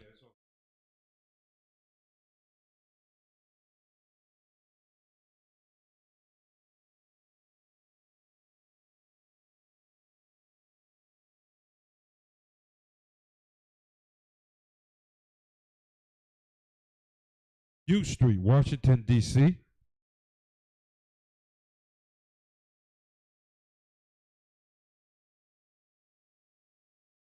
10th Street, Historic District, Dallas, Texas. Hmm? It's us. The 4th Avenue District, Birmingham, Alabama. Hmm? Jackson Ward, Richmond, Virginia. 7th Street, West Oakland, California. Sweet Auburn, Historic District, Atlanta, GA. All right, that was the last one. Salakia, sir. Go ahead, we brother. can't forget Paradise Valley, Detroit, Michigan. We can't forget the city that was there before they built Central Park in New York. Can't forget that place. Another place up near Traverse City, another black town. Down in Florida, they made a movie about it. When they killed them black people because that white woman got raped by a white man, but she said the black. Mm-hmm. All over America. No, you talking about Emmett Till. But all over America, sir, it's 10. I'm sure there's 10 that we can mention that's not even. Yeah, this is just on that article. But of course, it's all over America, brother. Of course. You know what I'm saying? Now it's time to get into those scriptures. Let's go ahead and get into those scriptures heavy, man. This is the part where, you know what I'm saying, this would have solidified us and kept us safe. You know what I mean? This is the real true reality of what's going on. When you no matter, I only showed y'all this just to say this, right? Yes, segregation was better, but would have been even better if black people came to their culture, man, and you know what I'm saying, living as Israelites according to the Bible. That is the only way you would have really been solidified and safe. You would have had a military. You would have had a way more bigger structure and power if, you know what I'm saying, if you held on to your heritage. You understand? Go ahead, sir.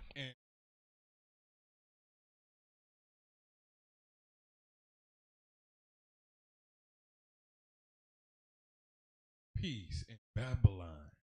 Babylon got together because they all wanted the same language and just kumbaya together, right? That type of stuff is why we didn't even think about warfare, because we needed to come back to our culture. Our culture is warfare. Damn right. Because the Lord said he a man of war. So we would have just came back to that, came an exceeding army. Damn right. We're gonna get Ezra 9 and 12. I'm gonna start with Ezra, the 9th chapter, verse 12. All right. When you get that, Mashai, go ahead and read that. But we're gonna start right there with Ezra. You understand? Yeah, Ezra 9 and 12. Come. This is the book of Ezra, chapter 9, Verse 12. Now therefore, give not your daughters unto their sons. Do what? Give not your daughters unto their sons. You know what I'm saying? Segregation is in the Bible. It's right here. I'll show you. This is segregation right here. As an Israelite, as a so-called Black, Hispanic, and Native Indian, the real Jew that you are not allowed to give your daughters to a whole different nation that is outside of the 12 tribes of Israel. You're not allowed to do it. That's law. This is the Bible we talking about. It says, now therefore give not your daughters unto their sons. Who is that there? That's another nation. That's a heathen nation. That's right. Outside of the 12 tribes of Israel. All right, keep going.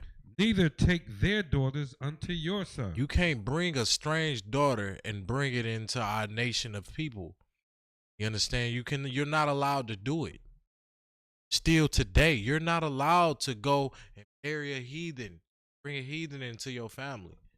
You know what I'm saying? My daughter would never be allowed to bring a white boy inside of my house. That's right. You understand? My son, when he grow up, he's going to know that he is not allowed to marry outside of his race. He's going to know that.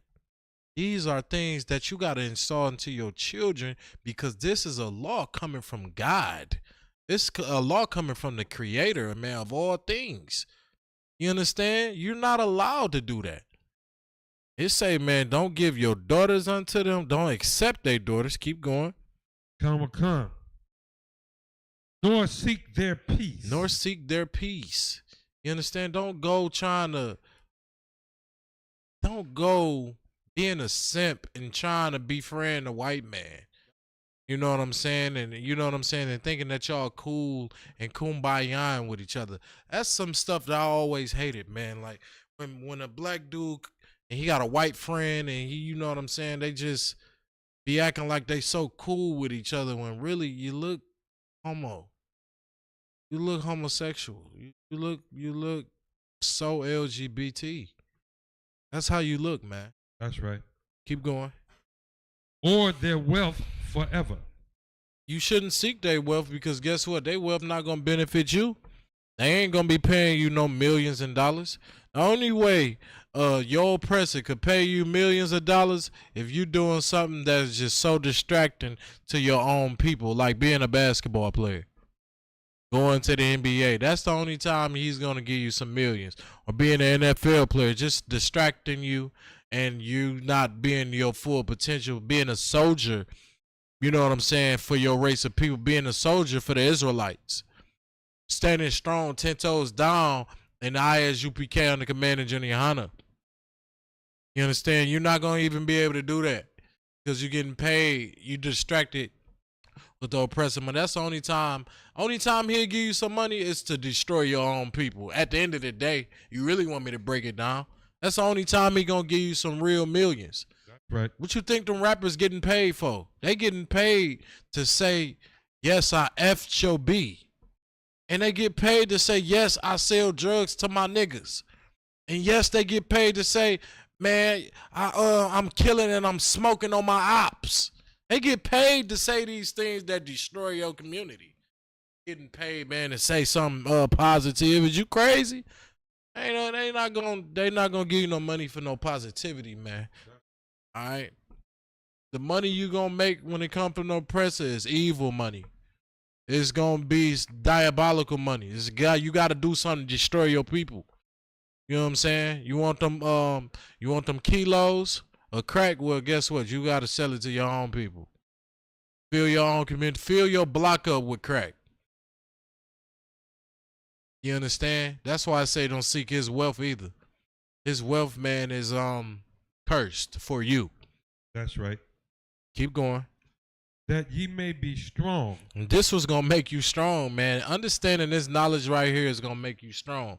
Understanding this, man, is gonna keep you out of a lot of nonsense. It's gonna help you stay grounded from not thinking foolish.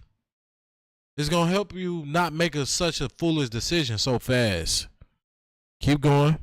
And eat the good of the land, and leave it for an inheritance to your children forever.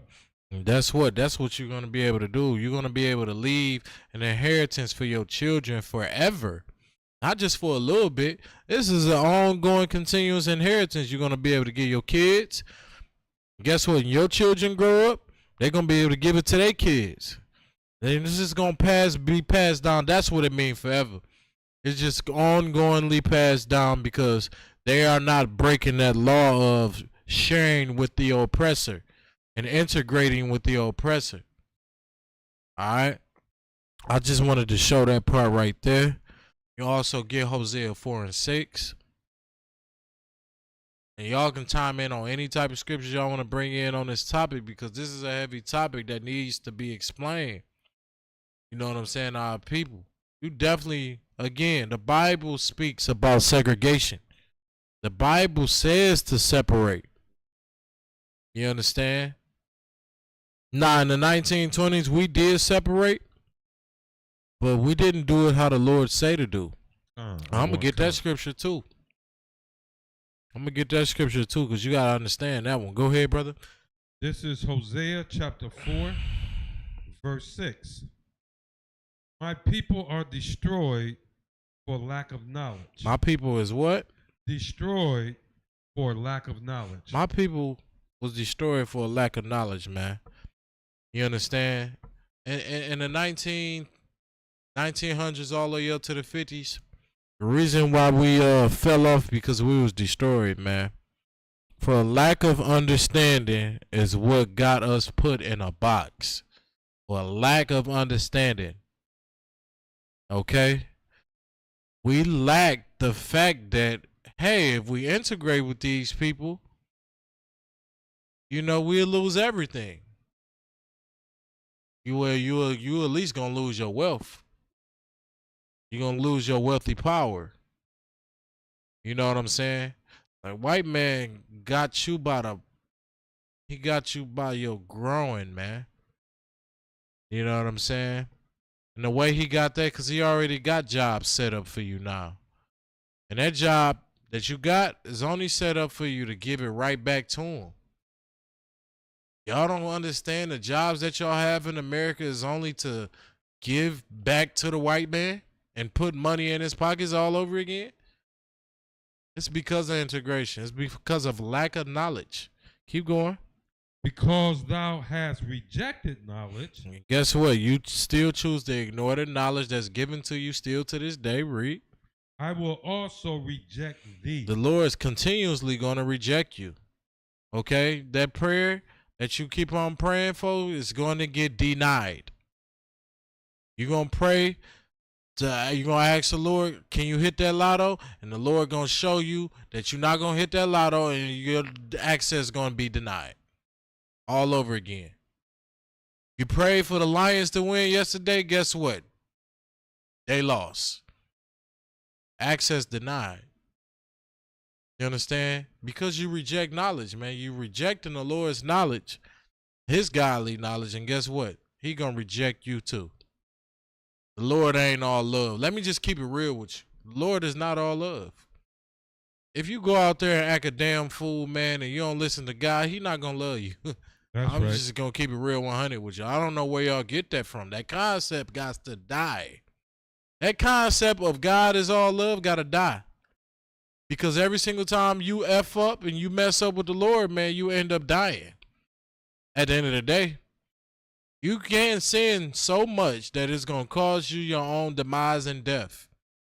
So how could the Lord be all love if he, at the end of the day, if you keep on going against what he's saying, he's going to kill you? That don't sound like love. That sounds like punishment and judgment.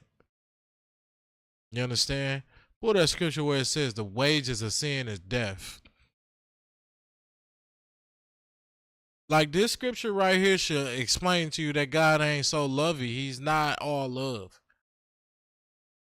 All right?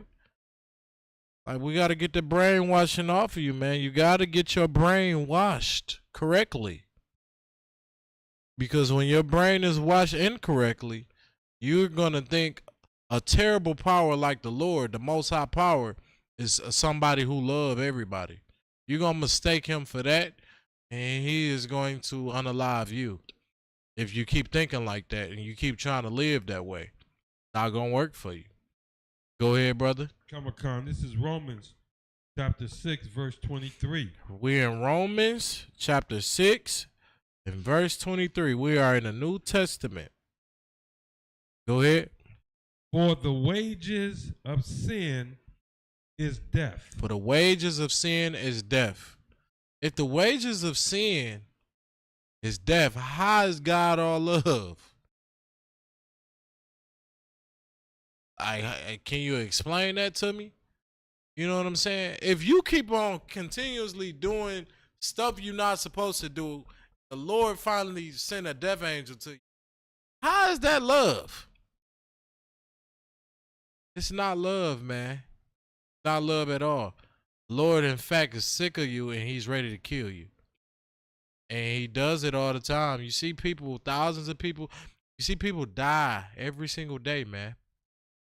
Every single day somebody dies. And the Lord sanctioned that. You can't convince me that God is all love.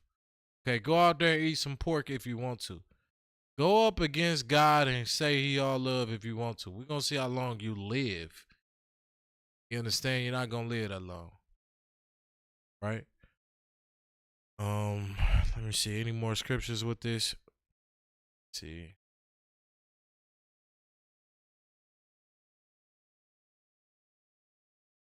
Oh, I did have one scripture.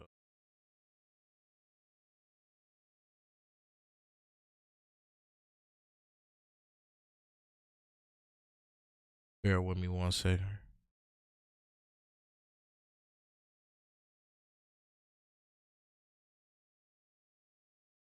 It's Isaiah 30:1. That's the one right there. That's it right there. Gonna bring it home right there. Yep, chapter. Yep. This is the book of Isaiah, chapter 30, starting at verse 1. Woe to the rebellious children. That's what the scripture says. It says, destruction unto the rebellious children. Okay, I'm gonna just explain something. Our ancestors living in those times in the 1900s all the way up to the 1950s, they were rebellious children. This is the honest truth. They were rebellious children. Read. Saith the Lord, that take counsel. They took counsel in their own ways of how they were going to do things to make life better for themselves. They took their own counsel. They took it upon themselves. Read. But not of me. They left the Lord out. You understand? When I say they left the Lord out, I'm talking about the God of the Hebrews, the God of the Israelites. They left him out. You know what God they started to serve, man, around those times of the 1900s all the way up to the 1950s? You want to take a guess? The time say God tell you it was Christianity. Christianity was their God. White Jesus was their God around this time. You understand? That's who they were serving. That's who our ancestors were serving, man. They was going to church and they was singing ego spirituals up in them churches, man, and they were listening to white Jesus. What kind? You understand? They were listening to white Jesus. And guess what? When you take a covering and out of the Lord, man, you're not going to be safe. That's right. All right. That's where they was going wrong at. Keep going. Oh, you got something, Shah? Go ahead. Aharon Yahweh says, people think because the Most High's judgment isn't swift that they got away with it. Yeah, Aharon saying something so heavy. So heavy. There's so many people that think like that right now. They don't even understand how the Lord worked, man, that he is a man of war. Yeah, just because you ain't get that punishment now, let's just say you don't get that punishment in this lifetime. You know the Lord is so much of a war strategist. He can let you live in your next life up until you 3 years old and get shot in your chest. And what kind? Like, don't play with, you don't want to play Well, how the Lord gonna judge you just because you don't see your judgment coming? Just because you don't understand, you know what I'm saying, that God could judge you either in this life or the next life. Whatsoever he chooses to do with you. How about you stop being a arrogant little human that you are above the creator? You know what I'm saying? And humble yourself. That was a good one all around. Keep going. Comic-Con, but not of me, and they're covered with a covering. They cover with a covering of what? Around this time, man, our ancestors was covering themselves with white Jesus and Christianity. Around this time, man, they thought Jesus was white and they thought God was love. And they thought, you know what I'm saying, the Bible was just a whole bunch of singing. The Christian church was then there. Okay, the Christian church is a big reason why they was a big reason why we're in this predicament too as well. You know what I'm saying? Christian church, man, the whole Christian philosophy is the reason why, you know what I'm saying, you ain't thrive in our ancestors didn't thrive forever. That shit was cut off in the 1950s. Am I right or wrong? Because of desegregation. That stuff was cut off. It didn't we didn't have a thriving nation forever. It was cut off by the 1950s. We was buried and done, and that run was over with. Because you left the Lord out. Like, you can't think that you better than the Most High. You know what I'm saying? You can't do that. You can't be no Christian thinking you serving God. Can't do it. Don't ever think because you're a Christian that God is with you. He ain't with you, bruh. Never will be with you. Go ahead, sir. That's why the scriptures say there is a way that seemeth right unto a man. Your way of thinking right to a man, live in peace. It don't make no sense. Be fighting. Right. And the Lord is a exactly. See, it's a way to seem right into it. Right. And that's so heavy, sir, because a lot of people be thinking we shouldn't be doing all that and trying to go to war and do. Well, guess what, man? The white man, he'll hang you in a second, brother. What the hell is you talking about? Not going to war. This man will hang you and not think twice about it. You don't want to go to war with that. You don't want to fight your flesh. You don't want to turn to the real living God in the Bible. Is you crazy? You out your mind? You out your shit? Come on, man. Like, come on now, man. Like, you got to really, really be real with yourself. Like, you really want to fight oppression? You really want your oppressor to be destroyed?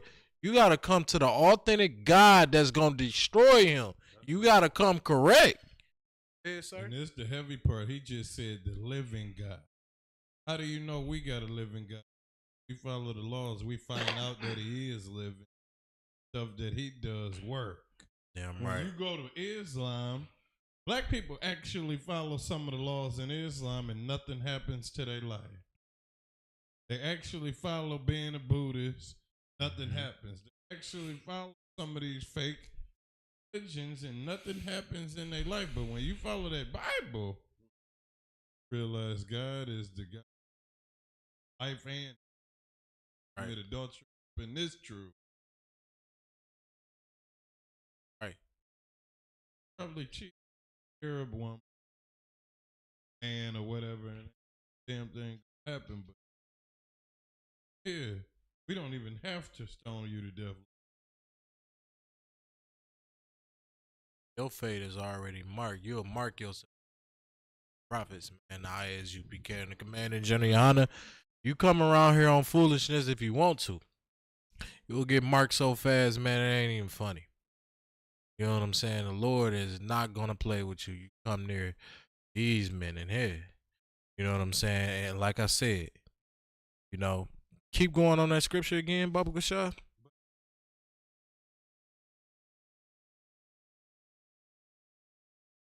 Guess what, man? They was going about everything when it came to God the wrong way.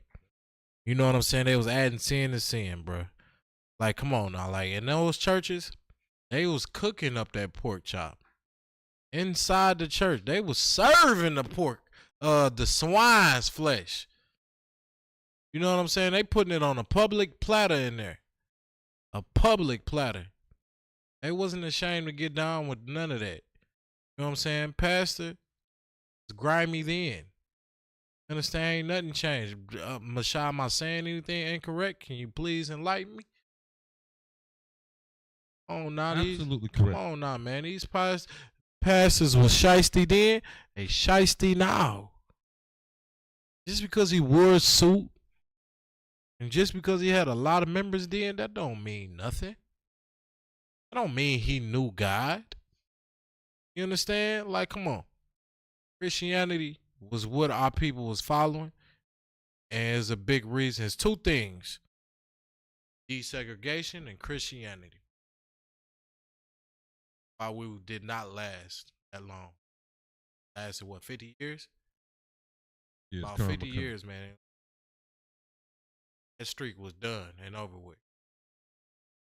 That being said, we're gonna go ahead and close this class out. I appreciate Mashai, man, read the security announcement. Clap it up for the Lord.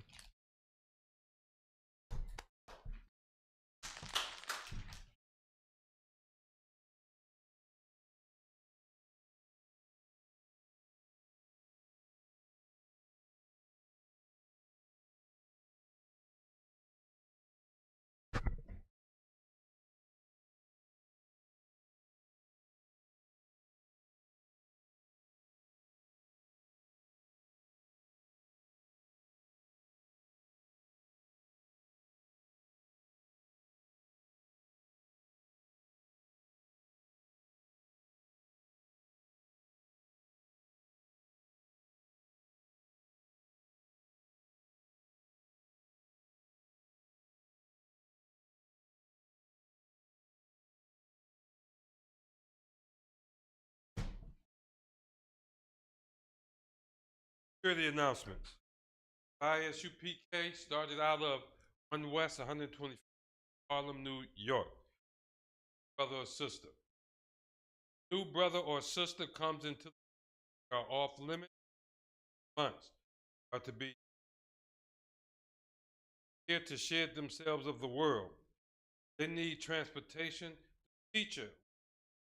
After 6 months, if a brother or sister has an interest in a particular person, he or here to speak to him.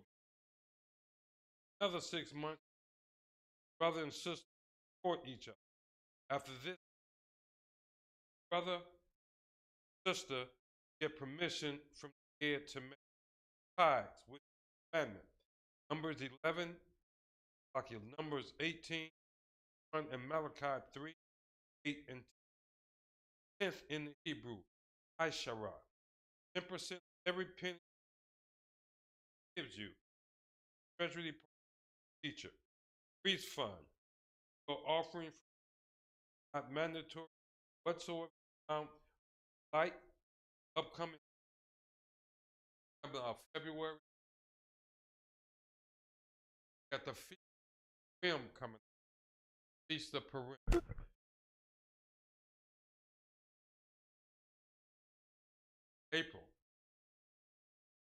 April, Passover. One wants to be a trooper. Start wearing all black boots, shirt, pants, headband, scarf. That we want to get Majim Shabbat, Majim Rock, how about Shemi Habashaba Rakatah, Hashemata,